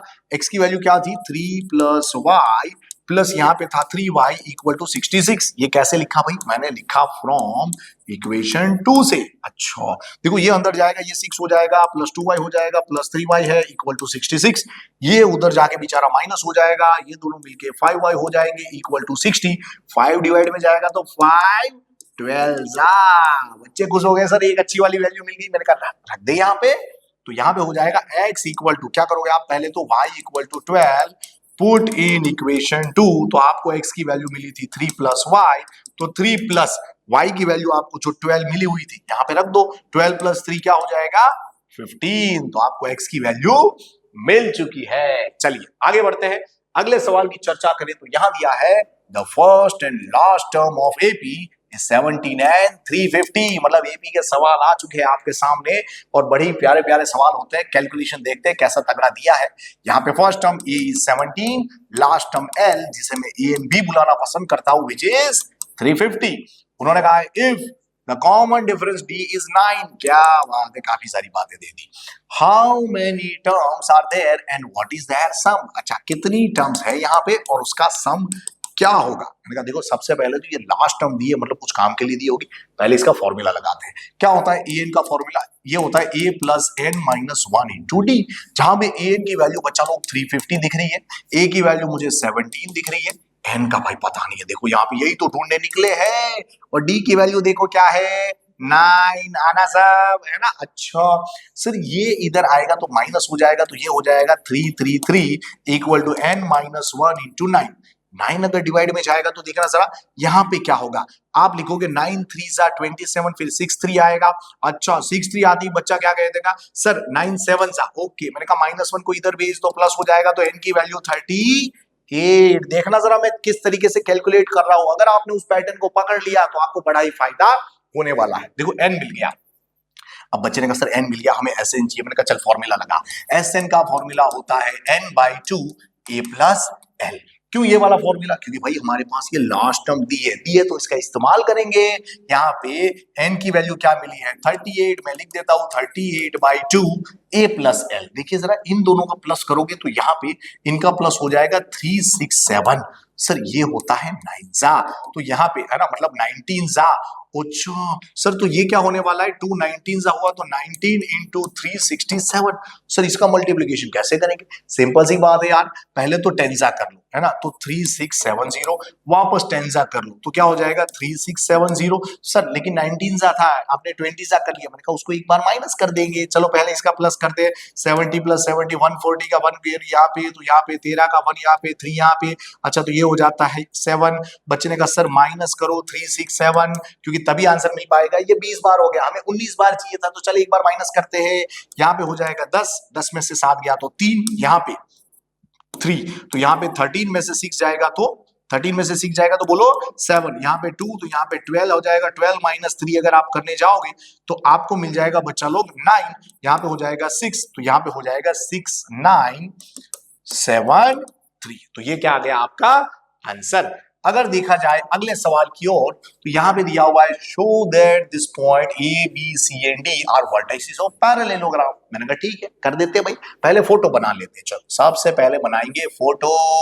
अच्छा है ना, कैसी, काजू कतरी जैसी, वो भी कैसी, थोड़ी सी लंबी काजू कतरी है, थोड़ी सी लंबी। अच्छा सर आपको बताया यहाँ पे ए दिया है 4,5, बी दिया हुआ है 7,6, सी दिया हुआ है बालक को 4,3 और डी दिया हुआ है 1,2। 2। अच्छा, सबसे पहला रूल क्या है? सभी जानते हैं कि कभी भी अगर कोई भी क्वाड्रिलेटरल दिया हो हमें क्या क्या ढूंढना है? डिस्टेंस फॉर्मूला लगा के हम ढूंढेंगे A B, B C, C D, A D, पहले चारों साइड ढूंढेंगे। उसके बाद हमें मन करेगा सर जी डायगोनल भी ढूंढनी है। मैंने कहा ढूंढेंगे यार। डायगोनल का नाम देखो क्या है? ए सी एंड बी डी। अगर देखा जाए तो ए बी यहां पे डिस्टेंस फॉर्मूला लगाने पर क्या मिलेगा? देखो जरा, x1 minus x2 whole square, 7 minus 4 होता है 3 जिसका स्क्वायर हो जाएगा 9, फिर यहाँ पे 6 माइनस 5 विच इज 1 जिसका स्क्वायर 1 हो जाएगा, तो ये मुझे रूट 10 नजर आ रहा है। BC अगर आप यहाँ पे ट्राई करोगे 7 माइनस 4 हो जाता है 3 जिसका स्क्वायर क्या हो जाएगा? 9 हो जाएगा। फिर यहाँ पे देखो y1 माइनस y2 भाई 6 माइनस 3 क्या होता है? 3 जिसका स्क्वायर 9 हो जाएगा, तो ये हो जाता है बालक को, है ना, रूट में 18। इसे चाहे तो आगे सिंप्लीफाई कर सकते हैं बट रोक देते हैं, अभी थोड़ी देर रुक जा भाई।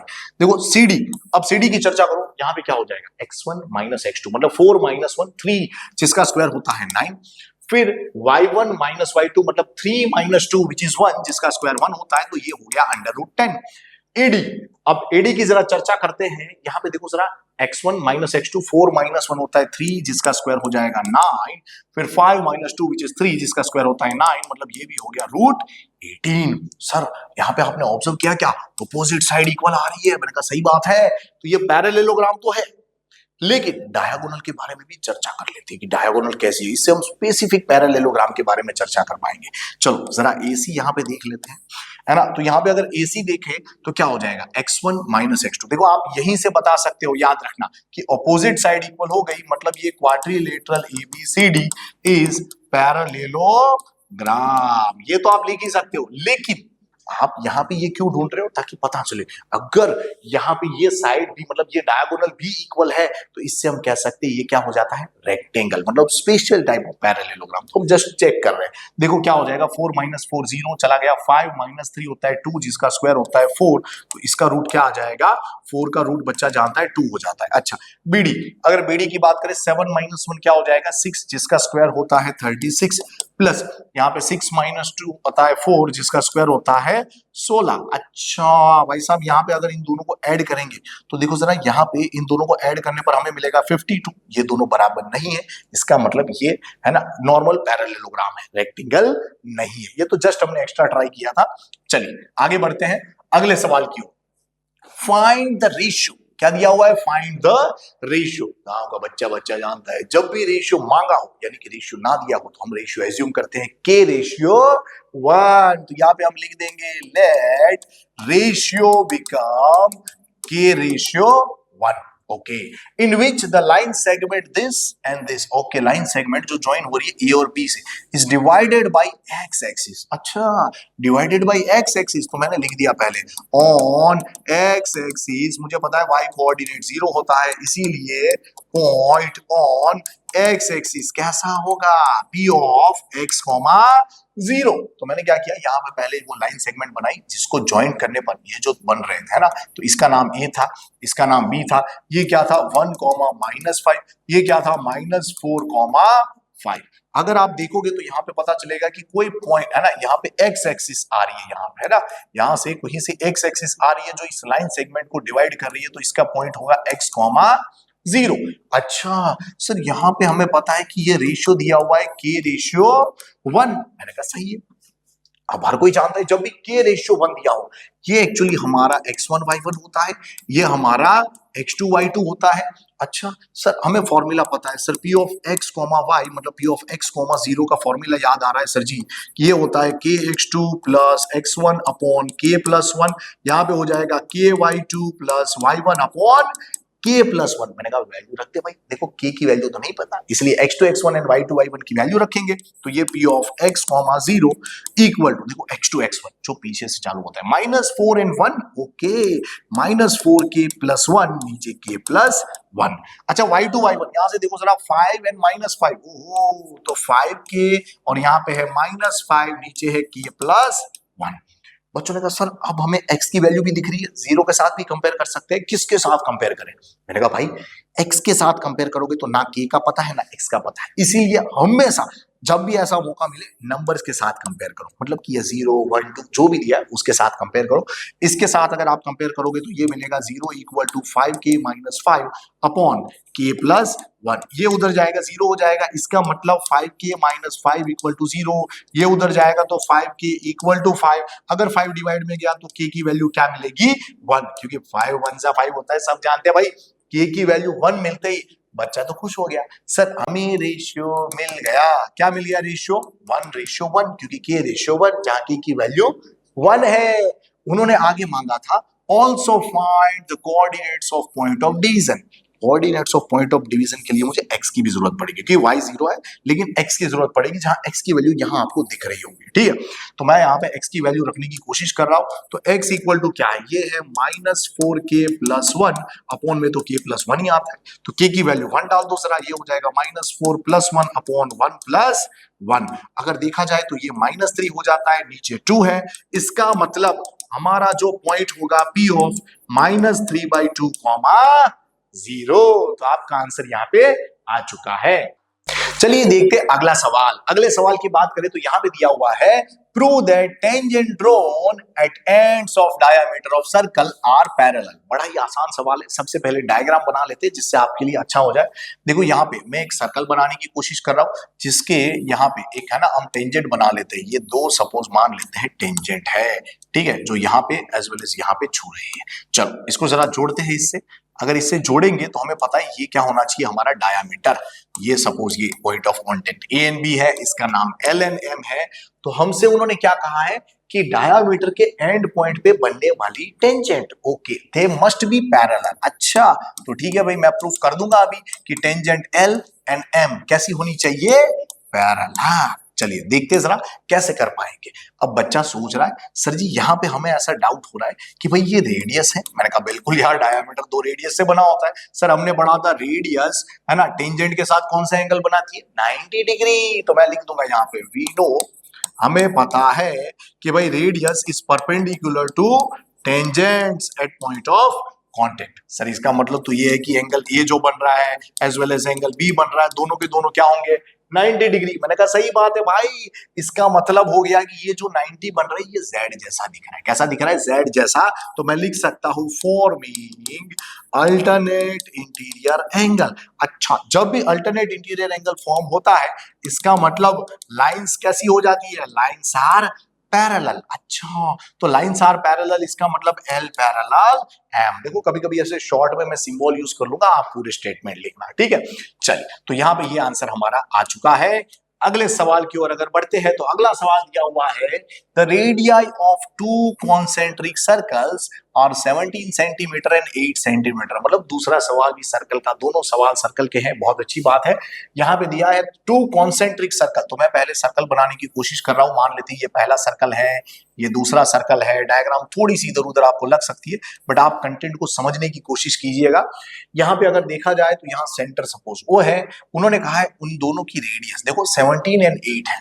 मैंने कहा चल भाई यहाँ पे बड़े वाले की रेडियस कितनी है 17, छोटे वाले की 8 है। मैंने कहा कोई आपत्ति नहीं है। अगर देखा जाए तो यहाँ पे आप देखोगे कि आपको दिखेगा यहाँ पे मैं ऐसे कॉर्ड बना सकता हूँ, एक कॉर्ड बना सकते हैं क्योंकि ऐसा देखा गया है। और यहाँ पे भी उन्होंने कहा है अ cord of outer circle touches the inner circle. देखा, यही कॉर्ड उन्होंने ऐसी ही बोली है कि भाई आप बड़े सर्कल की कॉर्ड बनाओ जो छोटे सर्कल को छू ले। मैंने कहा भाई ये टेंजेंट हो जाती है छोटे सर्कल के लिए, क्योंकि उसने उसको एक ही बार छुआ। ओहो, और रेडियस और टेंजेंट के बीच में 90 डिग्री होता है। 9th में हमने पढ़ा था कि सेंटर से अगर मैं परपेंडिकुलर किसी भी कॉर्ड के पे ड्रॉ करता हूं तो ये इसको बाइसेक्ट करता है, मतलब ये x तो ये भी x।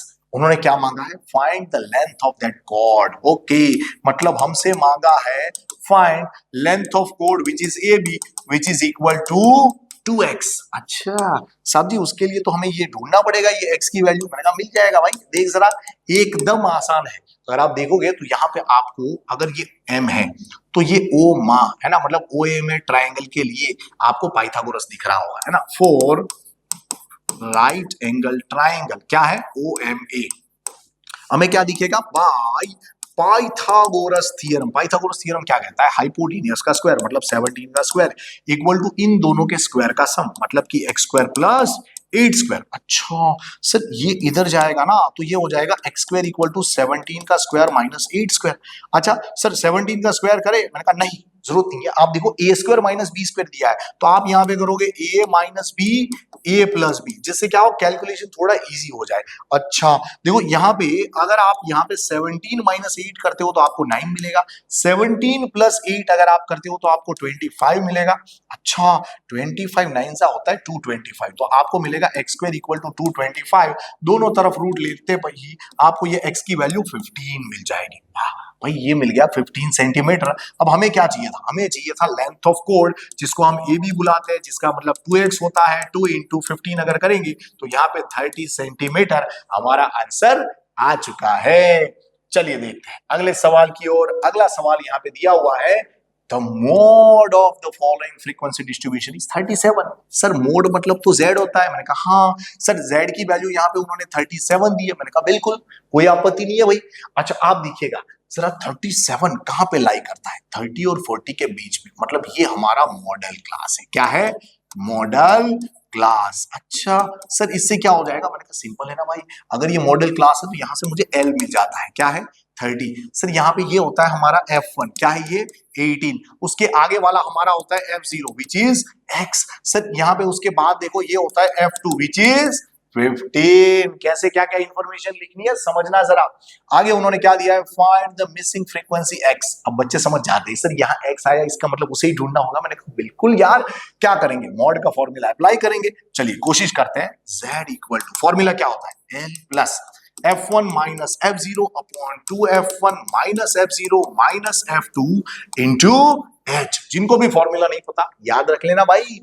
देखो z की वैल्यू 37, L की वैल्यू देखो क्या थी? यहाँ पे है 30 प्लस देखो यहाँ पे F1 minus F0, F1 minus F0 मतलब 18 माइनस x, नीचे 2F1। अच्छा इसका डबल ये हो जाता है 36 minus F0 minus F2। F2 क्या था? यहाँ पे भी दिख रहा है 15।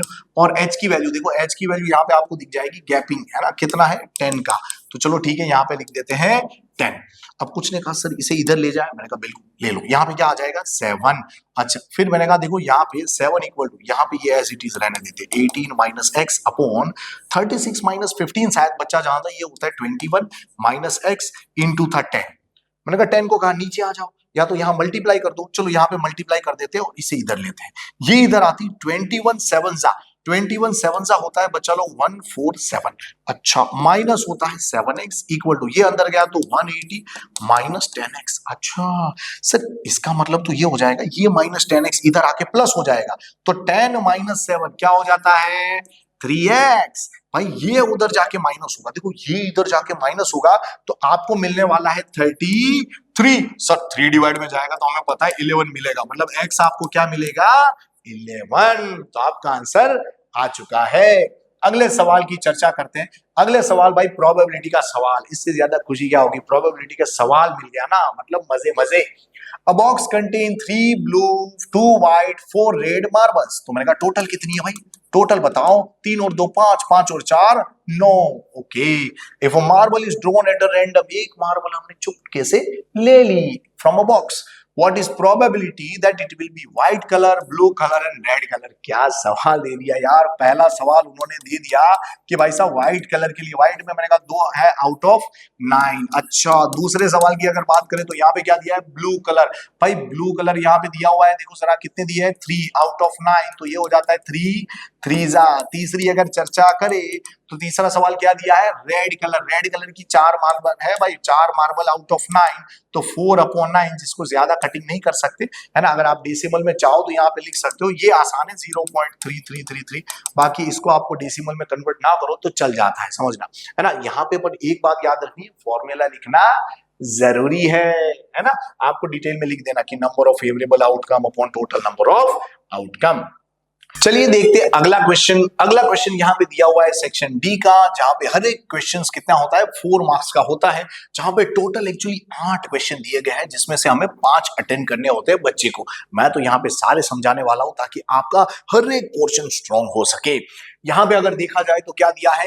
In triangle ABC point P and Q lies on side AB and AC। बच्चे ने तुरंत डायग्राम बनाने की कोशिश की कि भाई साहब यहाँ पे इसका नाम है सपोज ट्राइंगल ABC, जिसमें यहाँ पे P and Q पॉइंट किसके दिए हैं, AB and AC के, such that PQ is parallel to BC। ओके, यहाँ पे ये दोनों कैसे दिए गए हैं, पैरेलल। अब बच्चा सुन रहा है सर पैरेलल दिया है, किसी भी ट्राइंगल में कोई साइड अगर पैरेलल टू है ना वन साइड ऑफ ट्राइंगल दिया हो तो बीपीटी लगता है, मतलब बेसिक प्रोपोर्शनैलिटी थ्योरम, जिसे हम थेल्स थ्योरम भी कहते हैं। मैंने कहा सही बात है। और थेल्स थ्योरम से कुछ इंपॉर्टेंट रिजल्ट डिराइव किए गए हैं जिसे हम कोरोलरी भी कहते हैं, या हम कह सकते हैं some important results based on Thales theorem या तो बीपीटी। उसका भी इस्तेमाल करके यहाँ पे हम कुछ ना कुछ और चीजें ढूंढ सकते हैं। अब बच्चा खुश है, यहाँ पे सवाल दिया गया है फाइंड दिस, मुझे दिख रहा है भाई फिल इन द ब्लैंक्स दिया, सारी चीजें ढूंढ लेते हैं। देखो यहाँ पे पहले दिया हुआ है, यहाँ पे पहले सवाल के लिए AP की वैल्यू 5 दी है, PB की वैल्यू 3 दी है, तो टोटल हो जाता है 8। बच्चे ने कहा सर फिर तो ये 8 आ गया। यस, AB की वैल्यू 8। सर AQ की वैल्यू 4 दी है। सर यहाँ पे खाली है, मैंने कहा इसका नाम X रख लेते हैं, इसका नाम Y रख लेते हैं। तो आप देखिए जरा, आपको पता है ये दोनों पैरेलल है, तो बीपीटी कहता है 5/3 इक्वल टू 4/x। ये यहाँ पे तो x की वैल्यू क्या हो जाएगी, 4 3 12, नीचे था 5। तो मैंने कहा भाई तुझे पता है 5 2 10 होता है, फिर पॉइंट लगेगा, 2 के बाद 0 लगेगा, तो 5 4 20 होगा, तो ये आंसर आ जाएगा 2.4। अच्छा ये 2.4 है। अच्छा अब यहाँ पे लिख देते हैं भाई 2.4 मिला। टोटल AC कितना होगा, टोटल AC होगा ये 2.4 + 4, अच्छा विच इज 6.4। तो ये आ गया हमारा पहले वाले का आंसर। अब दूसरे वाले सवाल के लिए वापस में डायग्राम बनाऊंगा, क्यों भाई, डायग्राम जितनी अच्छे से दूसरी बनी हुई होगी वो भी हमारे लिए फायदा रहेगा। इसका नाम यहाँ पे ABC है, यहाँ पे सपोज P and Q था, जहां पे ये PQ कैसा था, पैरेलल टू BC। चलिए तो मैंने डायग्राम बना ली ताकि सवाल बनाने में कोई दुविधा ना हो। जहां पे AP की वैल्यू क्या है, 8 है। अरे भाई PB नहीं दिया, कोई इशू नहीं है, इसका नाम X रख लेते हैं। सर AB टोटल दिया गया है, कितना दिया गया है, 12, तो बच्चा जानता है ये क्या हो जाएगा, 4। ओके सर जी, यहाँ पे देखिए ये सब मिसिंग है, टोटल 18 दिया है। मैंने कहा ठीक है चलो ये टोटल इसका नाम है ना 18 लिख देते हैं। सर यहाँ पे क्या होगा, इसका नाम Y रख लेते हैं, इसका नाम Z रख लेते हैं।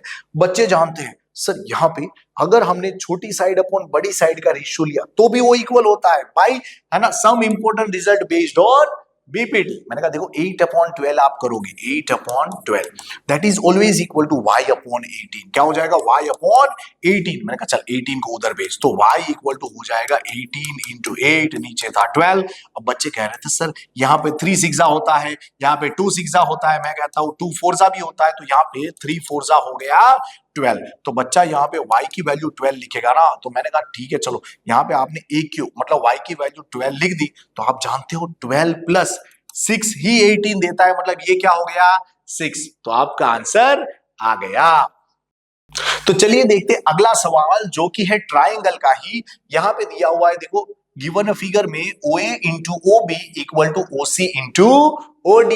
अच्छा सर तो इसे गिवन करके नोट लिख दे। मैंने कहा डेफिनेटली यार, गिवन है OA × OB equal to OC × OD, ये आपको जरूर काम आएगा। देखना जरा यहाँ पे साथ में उन्होंने कहा है show that this angles are equal. Sir angle equal कैसे होंगे, मैंने कहा सिंपल सी बात है, दो ट्राइंगल क्लियरली दिख रहे हैं, दो ट्राइंगल को अगर मैंने सिमिलर प्रूफ कर दिया तो भाई CPST उसके कॉरस्पॉन्डिंग एंगल्स इक्वल हो जाते हैं, साइड्स का रेशियो इक्वल हो जाता है। अच्छा तो चलो एंगल इक्वल करने, चलो ठीक है कर देते हैं। तो यहाँ पे मैं प्रूफ के लिए आगे बढ़ रहा हूं। मुझे पहले गिवन क्या था, यहाँ पे गिवन था OA × OB equal to OC × OD। चलिए इसमें कुछ करते हैं, काम करते हैं, इस OB को इधर भेजते, OC को इधर भेजते, तो ये हो जाएगा OA/OC इक्वल टू, यहाँ पे हो जाएगा OD/OB। अच्छा देखना जरा, OA/OC, तो ये OA है और ये OC है। अच्छा मतलब ये कॉरस्पॉन्डिंग साइड्स बन रही है, यस, इक्वल टू ये OD है और ये OB है। अरे सर ये साइड्स का रेशियो इक्वल आ रहा है, यस।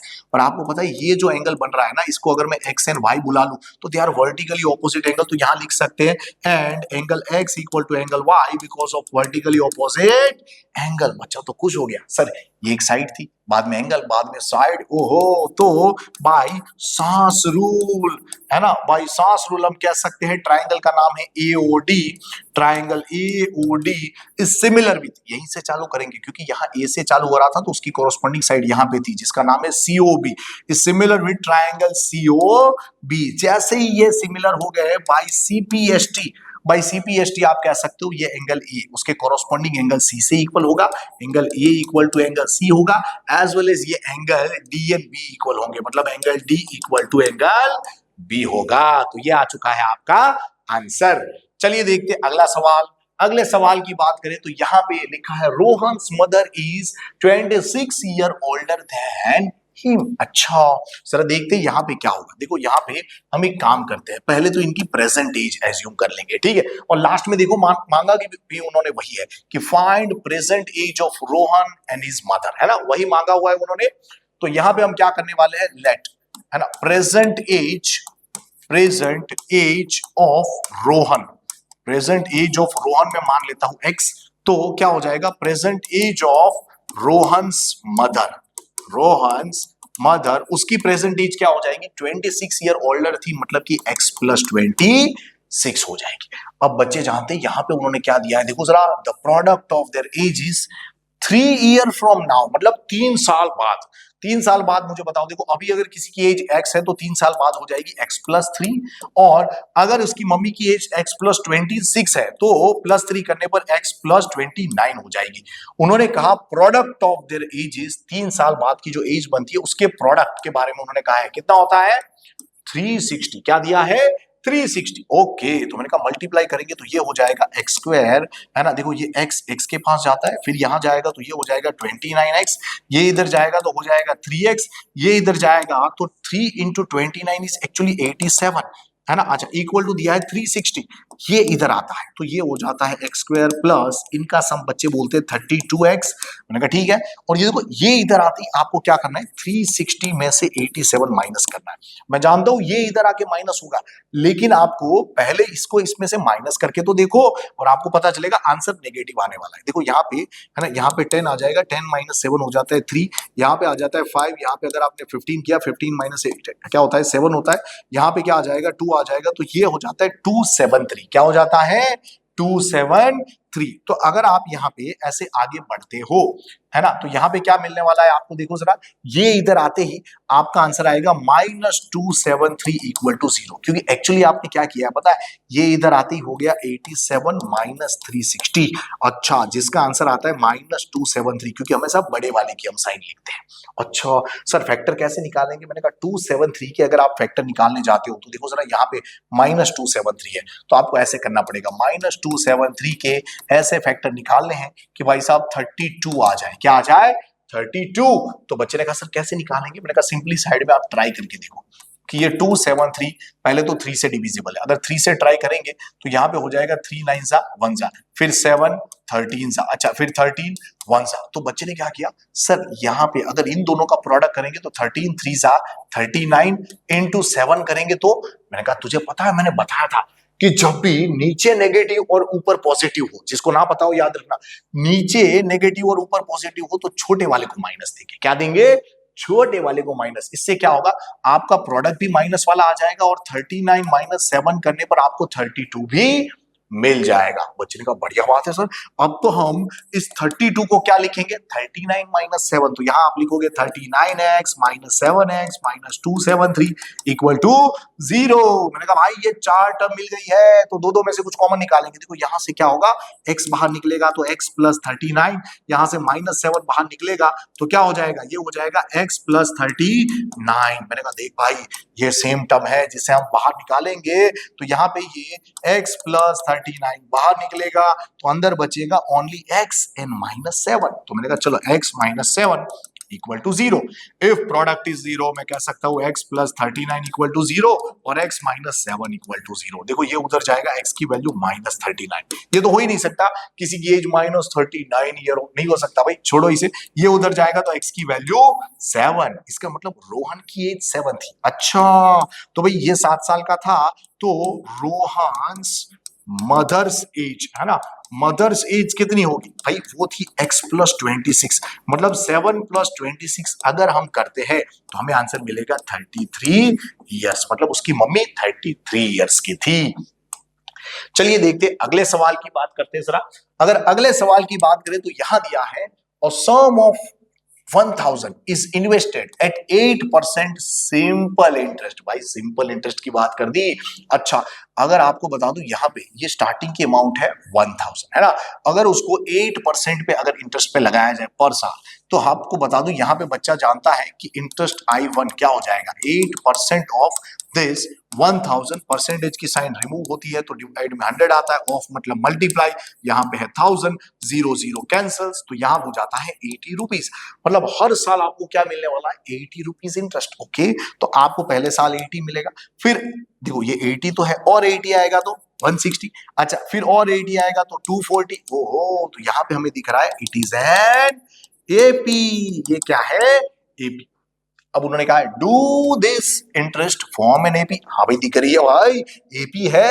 अच्छा, तो यहां पे मैंने उन्होंने क्या दिया, if so find the interest at the end of 30 year, 30 साल बाद। मतलब कि मैंने कहा यार, यानी कि उन्होंने मांगा है A30, क्या मांगा है, A30, 30 साल बाद, मतलब 30 नंबर की टर्म। अच्छा, तो मैंने कहा यार इसका मतलब हो जाएगा A प्लस 29D। मैंने कहा A की वैल्यू क्या थी, 80 प्लस 29 इंटू डिफरेंस कितना है 80। मैंने कहा बढ़िया बात है। मैंने कहा यहां से अगर आपने 80 कॉमन ले लिया तो अंदर बचेगा 1 प्लस 29। अच्छा सर आपने क्यों मल्टीप्लाई नहीं किया, मैंने कहा यार जब सिंप्लीफिकेशन इजीली हो सकता है तो क्यों बड़े बड़े कैलकुलेशन करें। इसका आंसर हो जाता है 30 और 8 3 24 होता है, पीछे 2 जीरो लगा दो, मतलब आपको पता चलेगा 2400 रुपीज क्या होगा टोटल इंटरेस्ट आफ्टर 30 ईयर। तो आपका आंसर आ चुका है। चलिए देखते हैं अगले सवाल की ओर। अगला सवाल स्टेटिस्टिक्स का है, जिसमें यहां दिख रहा है फाइंड द मीडियन लेंथ। क्या बात है भाई, यही पता चल गया। तो मीडियन के लिए मैंने कहा आगे बढ़ने से पहले मैंने ध्यान से देखा, यहाँ डेटा देखो, डेटा में तो लोचा है। अरे सर यहाँ डेटा में गैपिंग सही नहीं है, देखो 1 1 का गैपिंग दिख रहा है, जबकि यहाँ पे गैपिंग नहीं होना चाहिए, कंटिन्यूस डेटा नहीं है ये। तो एक काम करते हैं, क्या करेंगे, न्यू क्लास बनाएंगे। क्या बनाएंगे, न्यू क्लास। कैसे बनता था भाई, यहाँ पे हम करते थे -0.5, यहाँ करते थे प्लस 0.5। क्यों, देखो यहाँ गैपिंग कितने का है, गैपिंग है 1 का। अब देखो इसको 1 स्टेप आगे लेंगे तो 27 हो सकता है, या तो इससे पीछे लेंगे तो 26 हो सकता है ना, मतलब 127 या 126 कुछ कुछ करके हमें ये इक्वल बनाना पड़ेगा। तो सर कैसे बनेगा, मैंने कहा सिंपल सी बात है, आप एक काम करो, ये दोनों नहीं मानेंगे तो इसको -0.5 कर दो, इसको +0.5 कर दो, दोनों है ना एक जगह पे आ जाएंगे, मतलब ये 126.5, ये है ना 126.5 बन जाएगा। इसीलिए हम क्या करते थे, यहाँ माइनस आधा, यहाँ प्लस आधा। अच्छा, तो इससे ये क्या दिखेगा, ये दिखेगा 117.5, ये दिखेगा 126.5, यहाँ पे दिखेगा 126.5, यहाँ दिखेगा 135.5, यहाँ हो जाएगा 135.5, फिर 144.5, फिर यहाँ पे 144.5, यहाँ पे क्या आ जाएगा 153.5, ये 153.5, यहाँ पे क्या आ जाएगा 162.5, ये 162.5 से बाद में आ जाएगा 171.5, उसके बाद यहाँ पे दिया हुआ है बच्चा लोग 171.5 से 180.5। तो आपको नया क्लास तो मिल गया।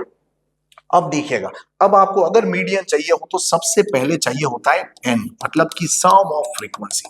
आप ट्राई करो जरा, एक प्लस करो जरा, देखो जरा 5 + 3 क्या होता है 8, 8 + 9 क्या होता है 17, 17 + 12 अगर आप करने जाओगे तो ये हो जाएगा 29, 29 + 5 करोगे तो कितना होगा 34, 34 + 6 करोगे तो आपको मिलेगा 40। अरे क्या बात है, बच्चे ने कहा सर अब क्या करें, मैंने कहा n/2 करेंगे, मतलब 40/2 क्या होगा 20। सर अब मैंने कहा देखो मीडियन में सबसे पहला हमारा काम होता था CF ढूंढने का। क्या काम होता था, CF, क्यूमुलेटिव फ्रीक्वेंसी, मतलब कि जहां हम खड़े वहां तक की सारी फ्रीक्वेंसी का सम। यहाँ है 3, फिर 3 + 5 8, 8 + 9 क्या होता है 17, 17 + 12 करोगे तो 29।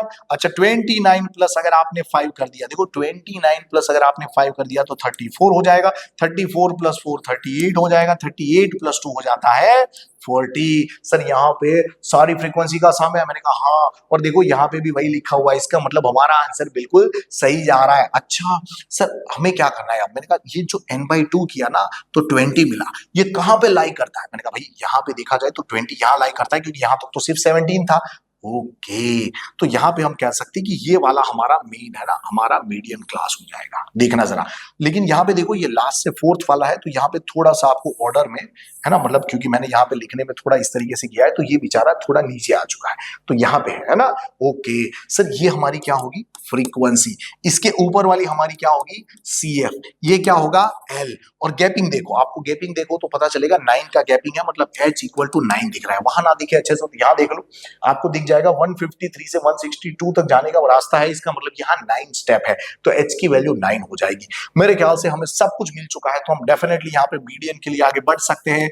मीडियन का फॉर्मूला होता है बच्चा लोग, L plus n/2 minus CF upon F into H। देखो यहाँ L की वैल्यू आपको दिखेगी, क्या दिख रही है यहाँ पे, L की वैल्यू 144.5 प्लस n/2 क्या है वो 20 माइनस CF, देखो CF क्या था 17, अच्छा इंटू H क्या था 9। अच्छा F की वैल्यू देखो, F की वैल्यू क्या थी 12। मैंने कहा ठीक है।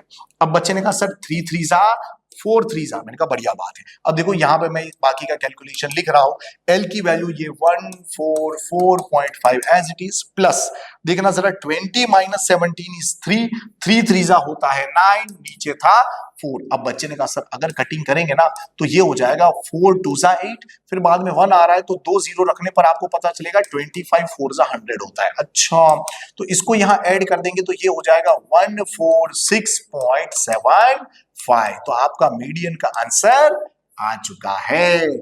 चलिए आगे बढ़ते अगले सवाल की ओर। अगला सवाल यहाँ पे वापस स्टैटिस्टिक्स का सवाल, जिसमें यहाँ लिखा है मीन। और डेटा देखो यार, डेटा अच्छा वाला दिया है, कोई प्रॉब्लम नहीं है। ओहो, और मैंने कहा यार अगर मीन ढूंढना है तो फिर तो क्या टेंशन है, सबसे पहले हम एक्साई ढूंढ लेंगे। देखो दोनों के बीच वाला डेटा जानते हो ना, मतलब कि मिड पॉइंट ऑफ दिस। बच्चे ने कहा सर इसके लिए कैलकुलेट क्या करना, 15 और 25 के बीच में क्या होता है 20। मैंने कहा देखो 10 10 का गैपिंग है ना, देखो 10 10 का गैपिंग है, इसका मतलब यहाँ पे 10 10 ऐड करते जाओ, यहाँ पे 30, यहाँ 40, यहाँ 50, यहाँ पे 60, यहाँ पे 70, यहाँ पे 80। अच्छा, मतलब ये तो आसानी हो गई। सर यहाँ पे कौन सी मेथड अप्लाई करें, मैंने कहा यार ये 0 0 दिए उससे क्या डरना, यहाँ सिंपल मेथड अप्लाई कर। यहाँ पे ये हमारा जो FI था उसके साथ FI इंटू XI कर दू। देख जरा 6 2 जा 12 होता है, मतलब 120, 11 3 जा 33 तो 330, अच्छा 7 4 जा 28 तो 280, 4 5 जा 20 तो 200, 4 6 जा 24 तो 240, 7 2 जा 14 तो 140, 8 1 जा 8 तो 80। बच्चा तो खुश है भाई। बच्चे ने कहा सर सिग्मा FI आप जानते हो, मैंने कहा करके देखो। आप देखो जरा यहाँ पे 11 प्लस 6 क्या होता है 17, 17 प्लस 7 क्या हो जाता है 17, प्लस अगर आप 7 करोगे 24 हो जाएगा, 24 प्लस 4, अच्छा ये हो जाता है 28, 28 प्लस अगर आपने यहाँ पे 28 प्लस 4 किया तो क्या हो जाएगा 32, 32 प्लस 3 इज 35। ओके, मुझे सिग्मा FI मिल गया। अब मैंने कहा मुझे क्या चाहिए सिग्मा FI XI। क्या करेंगे, मैंने यहाँ लास्ट टर्म तो 0 है तो रख देते हैं। अब इनको ऐड करते हैं 2 प्लस 3 5, 5 प्लस 8 क्या हो जाता है, देखो जरा 2 प्लस 3 5, 5 प्लस 8 हो जाएगा 13, 13 प्लस, अच्छा 13 प्लस 4 करेंगे तो 17, 17 प्लस 4 करेंगे तो भाई 21, अच्छा 21 प्लस 8 इज 29, तो यहाँ पे 9, यहाँ पे 2 आया, 2 प्लस 1 3, 3 प्लस 3 6, 6 प्लस 2 8, 8 प्लस 2 क्या हो जाता है, मैंने कहा 8 प्लस 2 10, 10 और ये 3 मतलब कि 13। भाई सिग्मा FI XI मिल चुका है आपको। अब तो खुशियां ही खुशियां है। मीन का फॉर्मूला क्या होता है भाई, sigma FI XI upon sigma FI। अच्छा, यहां पे अगर देखा जाए तो इसकी वैल्यू देखो जरा 1390 है, डिवाइड में यहाँ पे 35 दिया गया है। अब देखो इसे सिंपली कैलकुलेट करेंगे थोड़ा ध्यान से, मुझे लग रहा है ये 7 5 सा हो जाता है, और इसे अगर 5 से करेंगे तो 5 2 सा 10, 3 9 था मतलब कि 5 7 सा है ना 35, 5 7 सा 35, तो यहाँ पे बचेगा 4 0 मतलब कि 8 सा है ना, 5 8 सा 40 होता है, तो ये 278 अपॉन 7 दिख रहा है मुझे। तो अगर मैं इसे कट करने की कोशिश करूंगा तो मुझे क्या मिल सकता है, मैंने कहा देखो यहाँ पे अगर कट करेंगे तो यहाँ पे मिल सकता है 7 3 सा 21, 21 आती मैंने कह दिया। देखो यहाँ पे बचेगा 6 एंड 8, तो 6 एंड 8 बचा तो मैंने कहा 7 है ना 9 सा क्या हो जाते हैं 7 9 सा, अच्छा 7 9 सा हो जाता है 63। अच्छा, तो यहाँ 68 था मतलब 5 बचा तो पॉइंट आ जाएगा। अच्छा, तो मैंने कहा 7 7 सा मतलब आंसर मिलेगा 39.7। तो इस तरीके से हम ऐसे सवालों से डील कर सकते हैं। चलिए देखते हैं अगला सवाल। अगला सवाल भाई साहब प्रोबेबिलिटी का दिया हुआ है। लास्ट के दोनों क्वेश्चन प्रोबेबिलिटी के होते हैं। उन्होंने यहां देखा जाए तो एक ही सवाल के अंदर दो सवाल डाल दिए, मतलब ज्यादा मेहनत करवाना चाहते हैं। चलिए देखते हैं जरा। यहां दिया है what is probability that the number is selected eight a random from this number will be there average. अच्छा, मतलब वो चाहते हैं कि यहाँ एवरेज आए। अच्छा, मैंने कहा एवरेज का मतलब होता है मीन। भाई मीन क्या होता है? Sum of data upon total number of data. मैंने कहा भाई सम ऑफ डेटा अगर करने जाएंगे तो ये क्या हो जाएगा? देखो 1 + 2 3, 3 + 2 5, 5 और ये 9 है मतलब 14, 14 प्लस ये 8 अगर करेंगे 14 + 8 माय डियर 22, 22 + 8 करेंगे तो 30 हो जाएगा। अब नंबर ऑफ डेटा की बात करें तो देखो 1 2 3 4 5 6 7 8 9 10 मतलब डिवाइड बाय 10, 0 0 कैंसिल, तो आंसर इज 3। मतलब उन्होंने मांगा है एवरेज ये आनी चाहिए, उसकी क्या प्रोबेबिलिटी है, मतलब 3 आ जाए उसकी क्या प्रोबेबिलिटी है। मैंने कहा भाई 3 तो 3 बार आ रहा है आउट ऑफ टोटल 10, मतलब इसका आंसर आ जाएगा 0.3। तो आपका आंसर आ चुका है। अगर दूसरे सवाल की बात करें तो दूसरे सवाल में उन्होंने दिया है A and B throw a pair of dice. अच्छा, पेयर ऑफ डाइस थ्रो किए तो हमें सैंपल स्पेस लिखने पड़ेंगे। सभी जानते हैं कि टोटल यहाँ पे 36 आउटकम पॉसिबल है, जिसमें पॉसिबिलिटी कुछ ऐसी देखी गई है 1 1 1 2 1 3 1 4 1 5 एंड 1 6। ये पॉसिबिलिटी है। साथ में यार 2 के साथ 1 आ सकता है, 2 के साथ 2 आ सकता है, 2 के साथ 3,